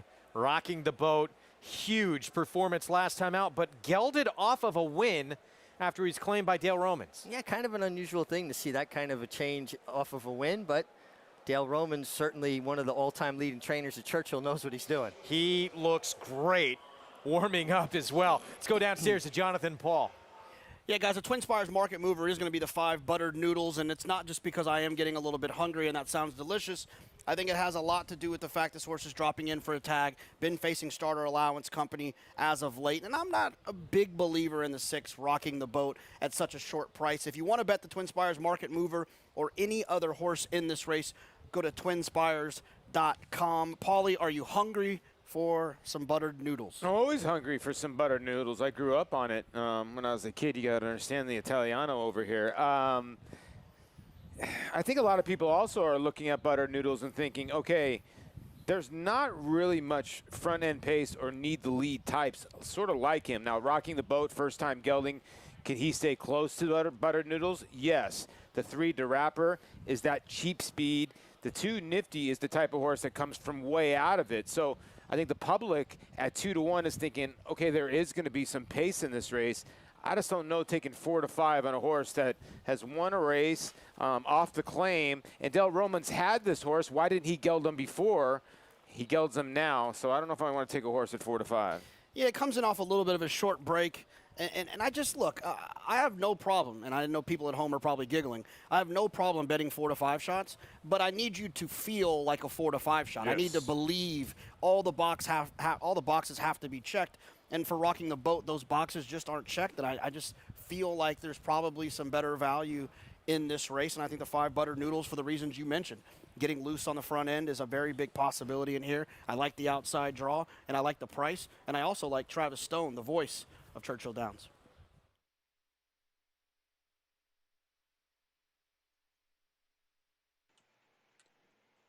They're in the gate. And they're off. Rocking the Boat from the far outside post, bounces out on top. Buttered Noodles is right there too. And these two are head-to-head in the early stages. Rocking the Boat on the outside, Buttered Noodles at the rail.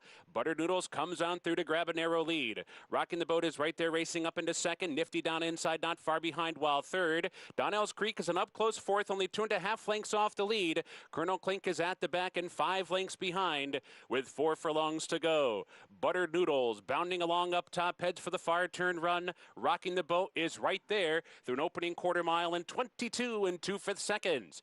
3 furlongs to go. Donnell's Creek ranging up with a 3 wide bid now, only a length and a half behind. Nifty's back into 4th. Colonel Klink is at the back in 5th. Coming for the top of the stretch, Buttered Noodles Rocking the Boat and a 3 wide Donnell's Creek. Nifty finds a seam down inside and cut the corner. Here comes Nifty through toward the rail to challenge for the top spot and to the front. It's Nifty in front with 1 furlong to go. Donnell's Creek fights on. Rocking the Boat is there. Buttered Noodles in between. Final 16th. Anyone of 4 can win it. It's Nifty, Rocking the Boat, Donnell's Creek, Nifty up the rail to win it. Nifty the winner in the end. Tight for second. Donnell's Creek are Rocking the Boat.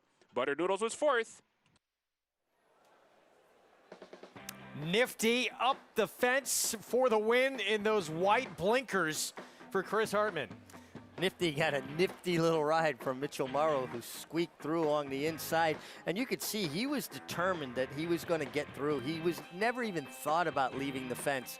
He was watching the horse in front, the 5-horse Buttered Noodles. He slipped through inside of Buttered Noodles. Get that? Very good. And got it done. Last big effort from the outside horse, who was in between horses battling throughout in rocking the boat. Got to use that spoon with the fork. Make sure they don't get away. Nifty at 9-5 goes off the slide. Second choice for the win at Churchill. Not the most popular of victories in the Belmont Stakes. They ended Triple Crown bids. Birdstone touch gold. We'll check in on what they're up to when we return.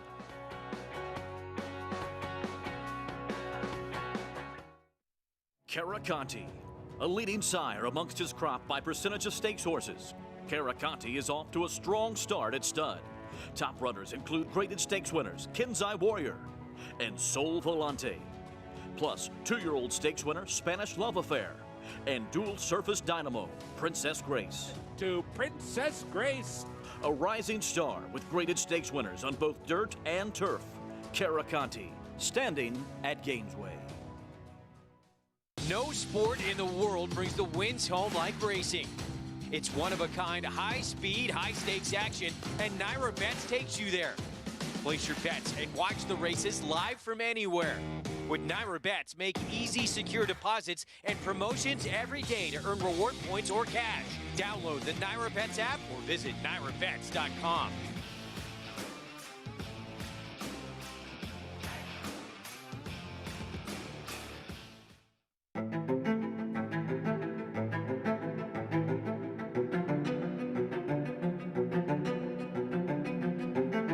Come and get Army Mule, who's pulling away by 5 and finishing fast.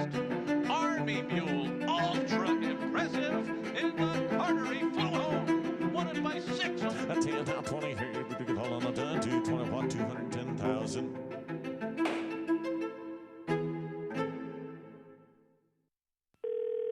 Hello, you've reached the offices of West Point Thoroughbreds. Please leave your name and your number, and we'll get back to you as soon as we can. Okay, starting to move now. He's fourth. He's on the outside now. He's pressing him now. There's the 1, the 7, and the 6. He's on the lead. There's another horse on the inside of him. He's pulling away. He's going to win this race. Oh! Oh!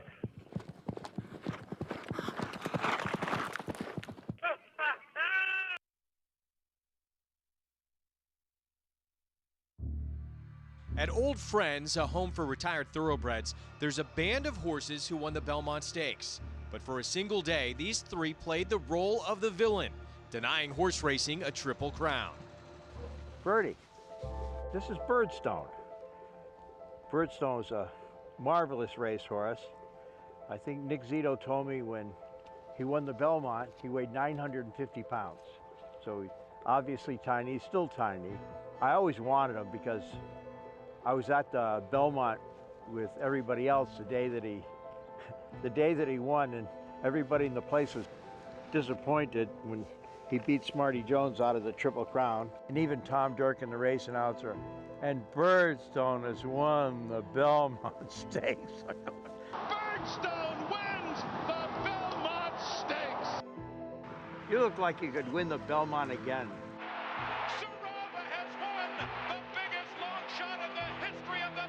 Don't you? I was there that day too. Everybody assembled. There was over 100,000 people at Belmont that day. Everybody was there to watch the coronation of War Emblem, another great horse that we had here. And here comes Sarava out of nowhere. But look at him, he's so happy. He never won another race after that Belmont. Touch gold. I got carrots, I do. Show him he can still run a little bit like when you won the Belmont.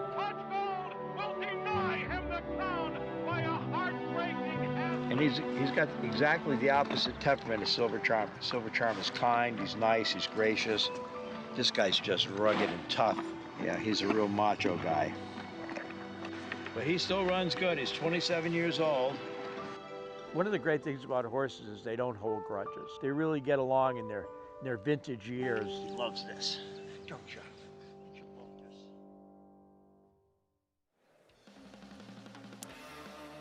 Not the most popular of victories for some. Connection to Birdstone actually apologized after they won with Birdstone. Old friends, and that's where they're hanging out now out in Lexington. Well, Mary Lou Whitney, the owner of Birdstone, you know, she loves racing so much. She knew how important it was for racing to have a Triple Crown winner again. And she actually was upset that her horse won the Belmont. Birdstone, pretty neat little horse, won the Champagne, the Belmont, and the Travers. It's a pretty good triumvirate right there. Well, as always, so much anticipation, and we had such a long drought. Someone who's been on both sides of this happening is Hall of Famer Gary Stevens. Gary, your thoughts on playing spoiler and being on the other end of it as well? Well, I'll tell you what, the feeling I had on Silver Charm that day, going down the backside, there was no question in my mind that I was sitting on a Triple Crown winner. And I actually made the lead earlier than I had wanted to make the lead. And his old buddy Chris McCarron, who had ridden Silver Charm prior to me, knew that Silver Charm loved a battle. And I won't say he pulled up, but he definitely was not giving me 100% as Touch Gold was rallying down the middle of the racetrack. And I could see his shadow coming, and I couldn't figure out who it was. And we crossed the finish line. The feeling I had at the 16th pole was like the most wonderful feeling I've ever experienced in my life, thinking, man, we're going to pull this off. And all of a sudden, in a split second, I knew that there was a possibility I was going to get outrun. And that's something, they say good quarterbacks have a short memory if they throw an interception or whatever, and jockeys, I always had a pretty short memory. When I was DQ'd or something like that, you got to move on to the next one. But that one never got over. Has to sting having that much on the line, knowing it was such a historic moment as well to end a Triple Crown drought. But he's made up for it with some amazing, amazing moments in his career. Well, and the other thing, too, is that he delivered a flawless ride that day. It wasn't as though you could go back and second-guess any move that Gary made that day. Chris McCarron was brilliant on Touch Gold that day by staying away from Silver Charm, who would always seem to find more in that battle. But then Gary played the spoiler a few years later with an absolutely brilliant ride on Victory Gallop. Jack Pocket Jiper is up next. It kicks off the pick six on Belmont Stakes Day. Let's go to Maggie Wolfendale standing by with a special guest. Yeah, pleased to be here in the paddock with the CEO and founder of Jack Pocket, Pete Sullivan. And Pete, as you guys are sponsor of this race, official sponsor with Naira, we want to get the lowdown on Jack Pocket and how people can use this really cool app. Yeah, great. So Jack Pocket is the first and only official app in New York to play official state lotteries. We're also live in New Jersey for all those New Jersey fans. And so simply you can download the app, play your Mega Millions, Powerball, Pick 3, Pick 4 right from your home, wherever you want to be. Super simple and easy. So we're super excited to be here. And as far as this grade 1 Jack Pocket Jiper, you have an interesting theory about how to handicap this race. We want to hear it. Yeah, so I'm a sailor. I love to sail. And, you know, normally I want Fast Boat, which is one of the horses here. And I always hate it when there's bad weather. But today is the first time I want to wish for Got Stormy. So that's my horse for the race. You like the gal. I like it, too. And have you looked at the Belmont? Do you have any thoughts on that? The Belmont's fun. This is my second Belmont, and we got a bunch of our players this week that were playing the lottery, had a free chance to come here through a sweepstakes, so we're really excited to have them as guests, and I'm just excited to be here. The weather's beautiful.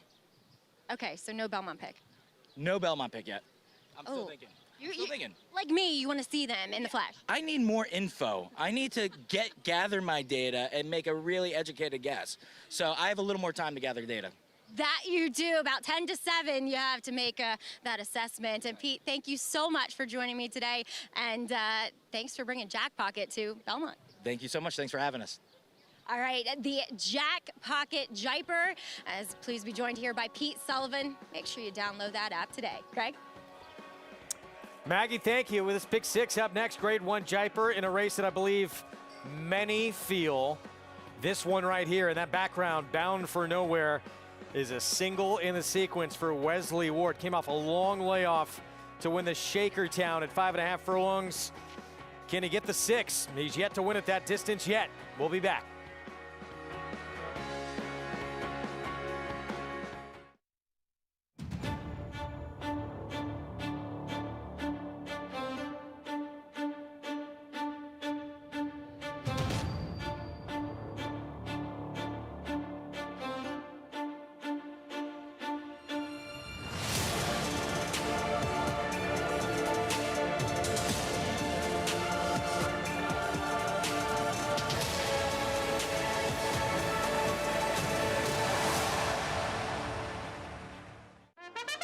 Now more than ever, it's time to get with the program because New York Reds start with an advantage.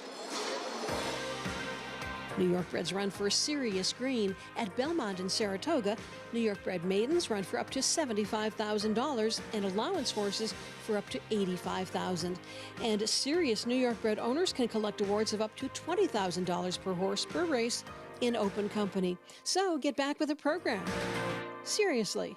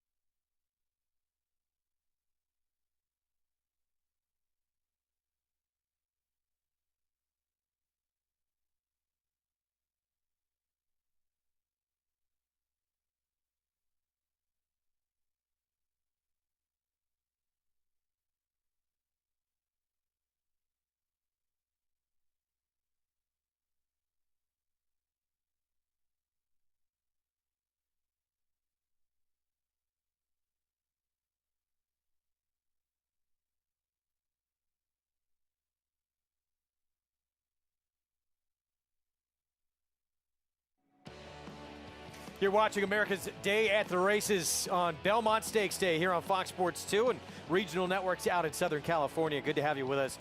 Program's brought to you by America's Best Racing. For the love of the race, visit americasbestracing.net.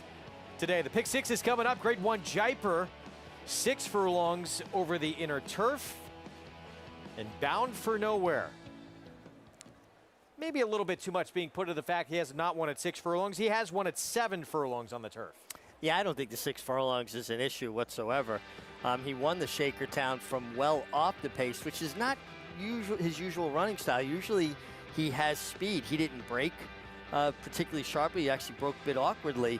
And then here he comes with that patented Joel Rosario, well-timed late move in turf sprints, and he gets up to win the Shakertown. Again, I think against the grain of how he really normally runs, but he does every once in a while have a little trouble out of the starting gate. He's not always clean away from the gate. For a turf sprint, this Jaipur does not appear to have a lot of speed signed on. Now, he got off to a bad start in his return in that Shakertown. Still was able to get up and win at 5.5 furlongs. He'll have an extra half furlong to try and wear down whoever is in front if he does happen to break bad. Late Pick Six on Belmont Stakes Day. It starts here. It's a fantastic betting sequence, and you could play with $10 of insurance. Bet at least a $20 total ticket on the Pick Six at Belmont Park using that Naira Bets app. If your ticket loses, you get back a $10 bonus. Naira Bets app available in the App Store or Naira for Android on NairaBets.com. So even money on Wesley Ward's Bound for Nowhere. Is he bound to be a single on your ticket, guys? Well, I was thinking about it a little bit earlier about him being a single on the ticket. Then I was thinking of what Mig just said. And the reason why Bound to Nowhere I decided not to single is he does have trouble out of the gate. And the reason why is he is a big human being or a big animal, and he sometimes gets stuck in the gate, and he usually has tactical speed. That's why you can see he sort of grinded out that win. I think he'll be up closer today. The usuals, I'm not going to single Latruska. I'm going to take my shot. We'll get all the way to race number 10. I like Gufo. I'm going to take my shot against Colonel Liam and the 4 domestic spending. And then, obviously, in the Belmont Stakes, Essential Quality I think you have to use. I love Known Agenda. Then after I'm watching the replay of the Preakness last night again and again and again, JK, Rombauer's ears went straight up after the wire, and I have a feeling he might run a big race as well. I'm really excited about this pick 6. Since we switched it back to the dollar minimum, I'm really excited about these big days. I'm looking forward to Saratoga with this wager. And, the pool's already at $850,000. We've got 9 minutes left. I think we'll double that at this point. Yeah. I'm going to spread in the first leg. I'm going to use Fast Boat, Bound for Nowhere, Gregorian Chant, Stubbins, Got Stormy, and Sombeya. And then in the Phipps, I was going to single She Dares the Devil, but I decided to use the 7 Bonnie South as well, just in case She Dares the Devil gets hooked up with Latruska. I'm going to single Pocket Square. A little bit of aggressive move, a little bit of chatter about Pocket Square. I'm going to single that horse, single Nick's Go in the Met Mile. I think he's going to be tough to beat. In the Manhattan, if you're on a budget, I think you can take a chance with singling Domestic Spending, but I am going to use 3 others, Masterpiece, the 5, Paulie's number 9, Gufo, and the 10, Colonel Liam, and then I'm going to wrap it up with Essential Quality and Rombauer. You feeling confident?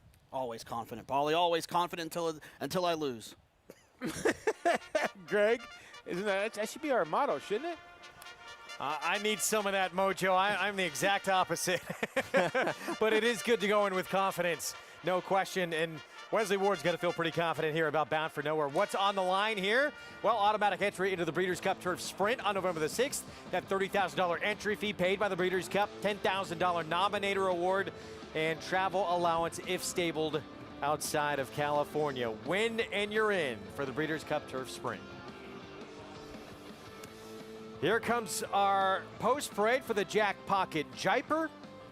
Here on Belmont Stakes Day, we're going to see Chewing Gum to lead things off in just a moment as they make their way through the tunnel. And here, trained by the Hall of Fame barn of Belmont, Jose Ortiz will ride.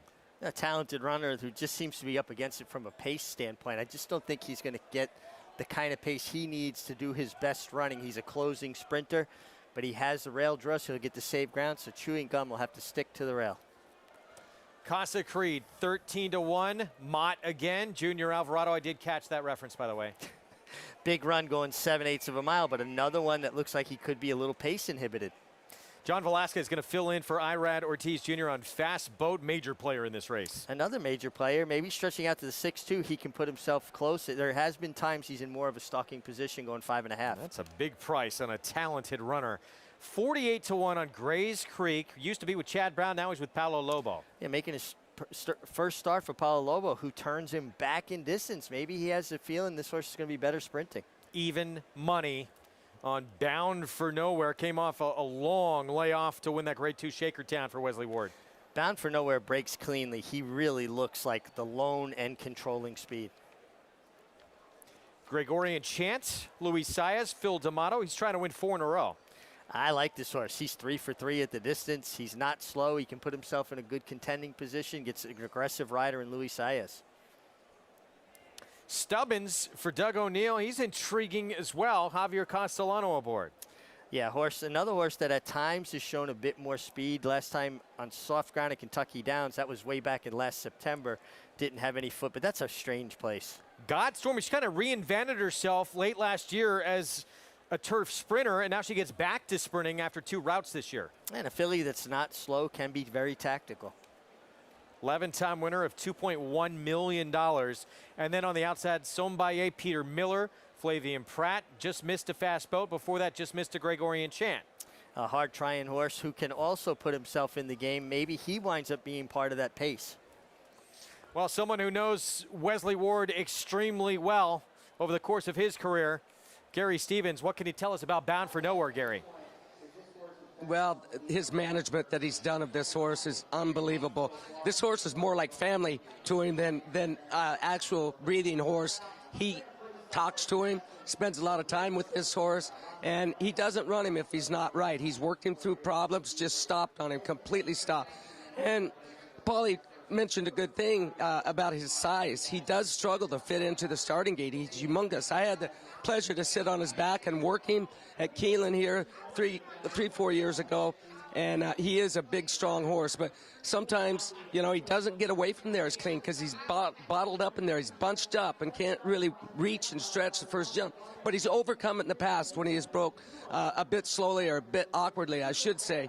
And I think if he gets away halfway clean today, he got so many different styles. He can go to the lead. We saw in his last race he came from well off the pace. He doesn't need to bring the race to him. He takes his race to his competitors. And I think that Wesley's already got his schedule mapped out for him this year as long as he stays happy and sound. Guys? Even money on Bound for Nowhere, son of the Factor, 7-year-old for Wesley Ward, has already won 7 times in his career, and he's just $143 short of becoming a millionaire. Yeah, I mean, with a good performance today, he should put himself over the million. And Wesley, the owner, trainer of Bound for Nowhere. Meanwhile, Fast Boat, he's coming off a Grade 2 win at Churchill at 5.5 furlongs in the turf sprint. He's won back-to-back starts, a 9-time winner, over $500,000 on the line. Yeah, and this horse is, you know, going 5.5, a bit more of a closer, but there's times he's laid up close. And I know people go, well, it's only 110 yards difference. Races are run completely different, 5.5 to 6 furlongs. It just seems like the mindset is more all out the whole way, not saving anything. Right now, Fast Boat, 7-1 on the board. With more, let's go downstairs to Maggie. Yeah, it's interesting Mig pointed out that kind of tactics with the 6 furlongs, because catching up with number 4 Fast Boat's trainer Joe Sharp, he was concerned that going back to this horse's form in which he had in New York, previously trained by Christophe Clement, Joe actually claimed this horse. His races weren't good, but I said, Joe, those were going long, and this horse wants no part of going long, because he also cited that he's a horse that has preferences of different turf courses. Did not like fairgrounds much at all, but clearly liked Sam Houston and Churchill Downs. He is a true sprinter. I mean, Joe's really found his niche, and I don't think he'll have a problem, though, with the 6 furlongs. It's just I did prefer some others physically in here, but Joe also said, you know, there isn't a lot of speed, but some on paper, but sometimes that turns out to be everybody trying to take advantage of that. He does want this horse to settle and sit behind the early leaders. Moving on to number 1, Chewing Gum. I know he's a big price in here. I'm always a fan of this horse, and maybe it is a little bit of the owners wanting to be in a big race on a big day, but I also thought it showed a little bit of confidence from Connections in that I liked his performance coming back off the layoff back here in May. It was going the 7 furlongs. He cuts back a bit, having a little bit of bottom and stamina gained out of that effort last time out, and good energy, and if anything, he looks that much fitter second off the bench. Loved his warm-up too, moving very nicely with Jose Ortiz. Moving on to number 11, the mare in this group, that is Got Stormy. I know her recent races this year maybe haven't been quite as good, or at least especially her last one, but she looks better than I've ever seen her. Always a filly that was a little bit lighter and slighter in her frame. Now as a 6-year-old mare, she's filled out. She's not the biggest type, but that's okay for turf sprinters, and I've always thought she is more effective sprinting. I like this spot for here. I think she could be dangerous at 6-1, but ultimately I'm gonna chalk it out with number 6, Bound for Nowhere. This horse looks phenomenal. I can't get over how well he looks, and 2, reading some of the quotes from trainer Wesley Ward, and I found this to be true too, like in my time with thoroughbreds, that when they're younger, you have some issues you have to overcome with them, little niggling issues, whatever it is. And if you persevere and you have patience with the horse and give them time to get over it, the older they get, the sounder they will become. And I think that's really interesting that Wesley said that about Bound for Nowhere. But Greg, we do see Ricardo Santana off of his mount, number 5, Grace Creek, at the gate. Yeah, Grays Creek being 10-2 as Ricardo patiently watches on here. A horse who is 46-1 on the board. He was a little bit interesting just by the mere fact that he's cutting back in distance on the turf for the first time in his career. Yeah, something completely different for a new condition of Paulo Lobo, who's a terrific horse trainer. Farda Amigo won the Kentucky Oaks with him, and he's always done a great job. It just looked like they were adjusting the saddle. Ricardo not exactly happy with the placement of the saddle. You'd want to do that before the start, because you can't change it once the gate's open. Well, that X factor maybe just left our screen. That is the mare, Got Stormy, getting back to sprinting on the grass. Let's go downstairs to Paul and JK. Yeah, Paulie, I know you're a Got Stormy fan. I've always been hot and cold on her. She's done some brilliant things. Obviously, winning the 4-star Dave was the highlight, and then her performances in the Breeders' Cup. Do you like her here sprinting, going 6 furlongs today? Well, I just like her because I think now she's turned into a type of mare. Listen, she went on that amazing streak where she was just unbeatable for about a good 6 months. And then she went a little sour, and you got to give credit to the connections with Mark Cassidy when they cut her back at Kentucky Downs to a sprint, and she won the ladies sprint. She won the Buffalo Trace. And then the next time in the Breeders' Cup turf sprint, I feel like she just, those deeper fields, 12 to 14 horse fields, it's tough for a horse to come from way out of it. I just think the 6 furlong configuration, I think, hits her right between the eyes in here, sort of like the Kentucky Downs race. Yeah, you talk about cutbacks. I kind of fell in love with the 12 Sombeya with his mile races, that showing speed in those mile races and not quite being able to get the job done in all of them, then cutting back to the sprint. He ran extremely well in the San Simeon out in Santa Anita, where he was beaten by a horse that's in this race, the 8 Gregorian Chant. He ran extremely well that day. He came back and ran well at Churchill Downs, going 5.5, which I think maybe is just a taste too short for him. Now he gets to 6. I also like outside draws and turf sprints. Yes, you're going to lose ground, but I think it's more important to not get stopped in these turf sprints. They're running fast. It's like a sprint race. It's a sprint race, so you don't want to get stopped and have to start again. Like Richie said, he says it often. I don't know if it was today or yesterday, that these horses aren't they don't have a brake pedal and gas and a gas pedal. You can't just start, stop, stop, especially in these 5 furlong or 6 furlong turn sprints. Yeah, you're right. And to me, the long shot horse, I'll give a look to the 2 Casa Creed. This is a horse that's never been at this distance. 2 races here at Belmont, a win and a third. Is in pretty darn good form. If you look at the races that the horse has actually not been good in, the Kilroy Mile, the Grade 1, don't really love the way that he looks on the racetrack. Looks like he's a little washed out, but at 13-1, he might be rolling late. Yeah, Casa Creed, I know, is his 7 furlong kind of resurgence. He ran well last time. The speed figure was a little bit slow, but Wolfie, I have a feeling you're rooting for the 2 a little bit, for our buddy Lee Einseidler. Oh, one of my all-time favorites. Lovely. I hope to see him at Saratoga this summer. You can't help but root for him. Casa Creed's been a fun horse, too. Oh, absolutely. Got a great trip last time going 7 furlongs. Just don't see a tremendous amount of pace to help his running style. We know if that horse does win, they're going to be drinking Casamigos in the winner's circle. 13-1 on that runner. Junior Alvarado for Bill Mott. Mott's got Chewing Gum as well at that monster price at 25-1. But the even money favorite, as talked about by Gary Stevens, keep your eyes on the break for Bound for Nowhere as he gets into that gate, because he is such a big horse, as Gary was telling us. He's too big for the gate, and that can hamper him getting out. Yeah, just not as easy for a big horse to get his feet under him the first step. Grade 1 Jaipur on Belmont Stakes Day kicks off the pick 6. Let's go to John Imbrial for the call. The mare Got Stormy just moved into line, and we're waiting on the 12 Sombaye to complete the field for this Jack Pocket Jaipur. They're all in. And they're off.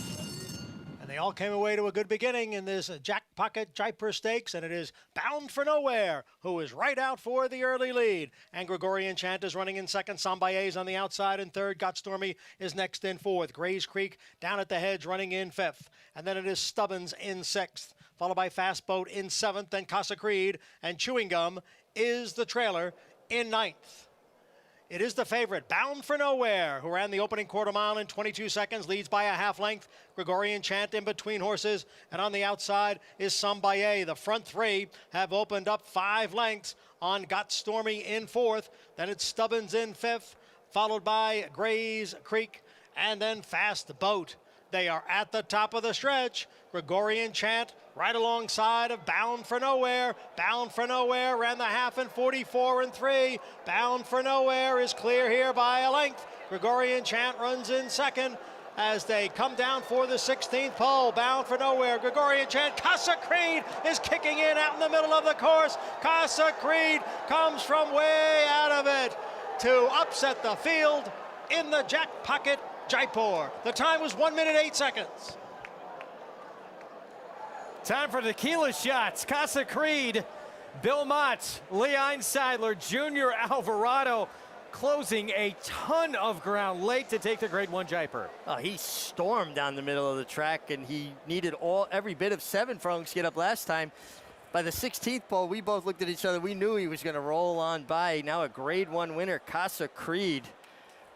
Man, what a nice run from him. He didn't break particularly sharp, too. Got squeezed back a little bit more. And how about the Belmont Exacta there with Chewing Gum rallying on for second. So 2 horses coming from well off the pace, both at big prices. Oh, these silks, they're easy to see in the hot pink. He had a lot of work to do at this point, Maggie. But boy, did he close a lot of ground in the stretch. He did, and this horse has found a new career, and that is sprinting on the turf. They tried to explore, all those big races as a 3- and 4-year-old, but he is now undefeated, going less than a mile. I think it's quite a performance by him today, powering away from this field. You thought, at the 8th pole that Bound for Nowhere is going to see it out, but no, here he came rolling on, and that's why he's a Hall of Famer, that Belmont. He runs 1-2 in this Grade 1 Jack Pocket Jaipur, guys. Wow. Big surprise to start off this pick 6. And there's Lee,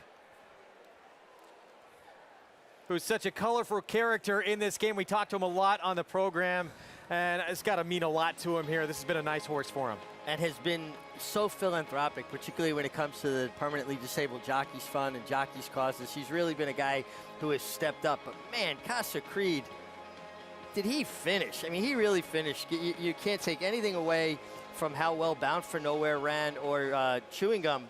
Decidedly best was Casa Creed. Junior, I think that point was to Lee after he crossed the wire. And Belmont, what a win here from this horse, who now has back-to-back wins at 7/8 of the elusive quality, and now a Grade 1 at 6 furlongs in this Jaipur. And yes, I think we're going to start remain seeing him at these shorter distances. Yeah, I think they found his niche. Everybody, when they have a good horse, particularly a 3-year-old, whether it's turf or dirt, the bigger races are going longer distances, so you understand the need to try it. And he wasn't bad at it. He won the Grade 2 Hall of Fame going a mile, but this is obviously what he wants to do, be a closing sprinter. There's the Hall of Famer Belmont 1-2. It's a Belmont Exacta in this Jaipur. Casa Creed, Chewing Gum 10-1, over 28-1. Bound for Nowhere, the even money favorite, winds up third. Stubbins checking in fourth. The 10 horse at 18-1. We're going to head over to Churchill Downs. 4th race coming up. It starts at pick 5 under the Twin Spires. 40 claiming sprint. Sorry, a other than allowance at a mile. 1-turn mile coming up in this race that starts the pick 4. And the 3-5 favorite, this Tune In, has been running these last 2 starts at Gulfstream. Just zip codes better than the rest of this field. Just monster numbers. Can that Gulfstream form translate here to Churchill? Well, that's the question. I mean, this is a horse that languished for a while on the turf, had been running a bit shorter. The last 2 races have been otherworldly for him. Can he carry that form to Kentucky? 3-5 favorite, and with the way he has been running in South Florida, he deserves to be. We'll see if he can keep this win streak going. He's won 4 in a row. Here's Travis Stone with race 5 from Churchill Downs. They're in the gate. And they're off. He's My Honey Badger, sent on for speed right off the mark. Cool Bobby is showing some speed as well, but it's He's My Honey Badger out there setting the pace. Cool Bobby comes on to grab second. Savoy's racing third. Tune In up into fourth. Akati's Verve is at the back in fifth. Up the chute they go and coming for the main track, and He's My Honey Badger with a short lead, now joined by Cool Bobby. So these two are head and head as they cross over. A margin of 3 back to Savoy, who comes away in third. And then it's Akati's Verve toward the inside, trying to move up toward the rail. Tune In is there as well. They're fourth and fifth and only 4 lengths off the lead. Backstretch run. He's My Honey Badger and Cool Bobby going head to head. The opening quarter goes in 23 and 1/5 seconds. They're halfway home now. He's My Honey Badger, short lead. Cool Bobby right there. That opening half in 46 and 2/5 seconds. They're on the far turn together. Savoy's not far behind from third, given a little bit more rain with 3 furlongs to go. Tune In is starting to come with a run now, up to be fourth on the outside. Under pressure, though. So to Akati's Verve at the back of the pack. They come for the top of the stretch. He's My Honey Badger and Cool Bobby take their battle past the quarter pole. He's My Honey Badger, short lead, top of the stretch. Cool Bobby to the attack. These two head and head with 1 furlong to go. And Tune In third and trying to close at the 8th pole. He's My Honey Badger, digs down deep. Cool Bobby surges up alongside Cool Bobby, and He's My Honey Badger. Tune In trying to close in late from third. He's My Honey Badger, Cool Bobby straining to the finish. Photo! It's very tight. Either Cool Bobby or He's My Honey Badger. Noses up and down. Tune In was third. This is very tight. He's My Honey Badger, the one on the inside. The two Cool Bobby on the outside. What'd you think, Mick? Gosh, this one I didn't dare call. They linked up. It was slight head bobs on the wire. Outside. I don't know about that one. I think that one could be a dead heat. Might have been the two. It was close. And for Tune In, this horse was on the lead last time out. This horse was so far back, left with a lot to do. Started to finally make a move, and you heard from Travis Stone was sort of all in and just did not have enough of the tank today. He ran on okay, but nothing as flashy as what he was doing in South Florida his last 2 starts. The effort was fine, but it was not nearly as good as his last 2. One more look. This angle not going to be able to decide it for us here, I wouldn't think. We'll need this photo, but... You thought the 2. I think it's the 2, narrowly. Don't think the inside might have got that last slight bob right there? Could be. It's tight. Both of them 5-2 on the board. We'll make it official in a minute. Meanwhile, back at Belmont, Casa Creed, $23 winner. This Belmont Exacta, $167. Wow. For a Hall of Fame trainer, that's it. For $1, 160. Big number there. Casa Creed, your winner of this Grade 1 Jaipur. Let's head downstairs to Maggie. And so pleased to be joined by two familiar faces, Mike Francesa and Lee Einseidler. And guys, this is actually Jimmy Creed's first Grade 1 winner, but you're not a unfamiliar face to this winner's circle, walking down the alley here with Casa Creed, a horse that you've loved from the beginning, Lee. Yeah, we sure did. We loved him since we got him as a yearling in Saratoga, in Keeneland, and then he broke his maiden in Saratoga off the grass, and he's been great. And now he's a stakes winner at a mile and 7 furlongs, and now a Grade 1 winner at 6. And to do it with my friend of 25 years, Mike Francesa, is just really, really special. Well, Mike, you had said that you thought all along this guy could be a turf sprinter, and you've been rewarded immediately with these 2 starts and now getting this Grade 1. You know, it's the gamest horse there is. He tries so hard every time, but I didn't love him in the beginning like Lee did. But the last year, I kept saying we should try to sprint him because I just thought it was the right thing for him if he could become maybe the next Disco Partner, the next horse who could really fly. That was a Disco Partner type of move today from behind, from last to first, and that was a tremendous performance. And to win a Grade 1, you know what, this horse right now is one of the best turf sprinters in the country, no question. Absolutely, he stamped himself, guys. Massive congratulations in winning this Jackpocket Jaipur here at Casa Creed. Guys, Thank you, Maggie. Thank you. Well, Grade 1 win, sprinting on the turf on one of racing's biggest days. Got to put him in the mix, and we're going to see him move forward and certainly give himself a chance to cement that status. Yeah, he certainly stamped his ticket to go on to the Breeders' Cup Turf Sprint. Grade 1 action continues. Grade 1 Ogden Phipps is next in the Distaff division. Big scratch of Swiss Skydiver. Valiant's had other plans. Latruska, though, can she back up what she did in the Grade 1 Apple Blossom when she held off the multiple champion Monomoy Girl? Still to come later today, Belmont Stakes coverage. We're going to sign off at 3 Eastern time. We'll be back at 6:15 Eastern on Fox Sports 2. You can flip it on over to NBC to catch live coverage of the Belmont Stakes. Let's take a look at the field for the Belmont and time for selections. 2-year-old champion, Essential Quality, the one to beat. Let's go to Gary Stevens to kick things off. Yeah, guys, look, I've got all of the respect in the world for Essential Quality. I think he was the best horse in the Kentucky Derby. But saying that, I loved Rumbauer's race in the Preakness Stakes. He can take another step forward today. I like where he's drawn, just outside of Essential Quality. I think that Hot Rod Charlie and Rock Your World are going to go out blazing early, and possibly Essential Quality. And Johnny V, he can sit back, let him relax, and keep his eyes on Essential Quality and be the last guy to move and maybe nail him on the money, guys. Maybe we'll see another spoiler. Maybe we won't. I'm rooting for Essential Quality. I'm rooting for Rumbauer. I'm rooting for the whole field. I want to see a great race, guys. Rombauer for Gary Stevens. John Velasquez, he's won the Belmont twice in his career. He'll be the new pilot on board today. Real quick, dead heat, by the way, being told back at Churchill Downs in that fifth race. I called the shot, man. You did. Who do you like in the Belmont? I like Rombauer as well. I loved his Preakness. I think it was a true race, and I loved the way he trained here this week. I think he gets over this track very efficiently, and he's a horse that waits on his rider's cues, so critical to get the mile and a half. Loved the efficiency of his stride. I love the 2-year-old champ today. He had that tough post 14, got bumped out of the gate. Sure. Extremely wide throughout the running of that race. No one was making up ground in that Kentucky Derby. It seems like this race is suited for him. Son of Tappet. We'll see if Brad Cox Godolphin can get their first win in a classic as you take a look at everyone's selections. I think those are the right horses there. In any order. Maybe we just box a super, huh? We'll see. Crazy things can happen in this mile-and-a-half race. Going to be fun to see. Coming up the 11th on the card, and don't forget, we're going to be back for the final 2 on the card later on this evening. We are back on at 6:15 tonight on Fox Sports 2. Yeah, and a lot of great racing still left to go. Exciting day.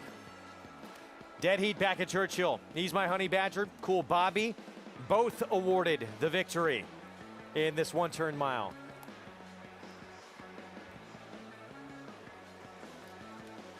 And my correction, sorry about that, 7:15 is when we're back on the air tonight on Fox Sports 2.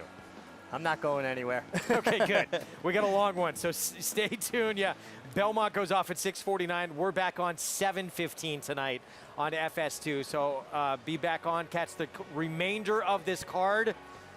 What an upset in the Jaipur. Lee Einseidler, Mike Francesa, Bill Mott, Junior Alvarado, and Casa Creed. Again, 7:15, that's when we're back tonight on FS2. Head over to NBC Sports for live coverage of the Belmont Stakes, third and final leg of this Triple Crown, coming up with a 2-year-old champion, your Preakness winner Rombauer, and a tremendous supporting cast, including Rock Your World, Hot Rod Charlie, the West Coast contingent, who skipped the Preakness Stakes. They return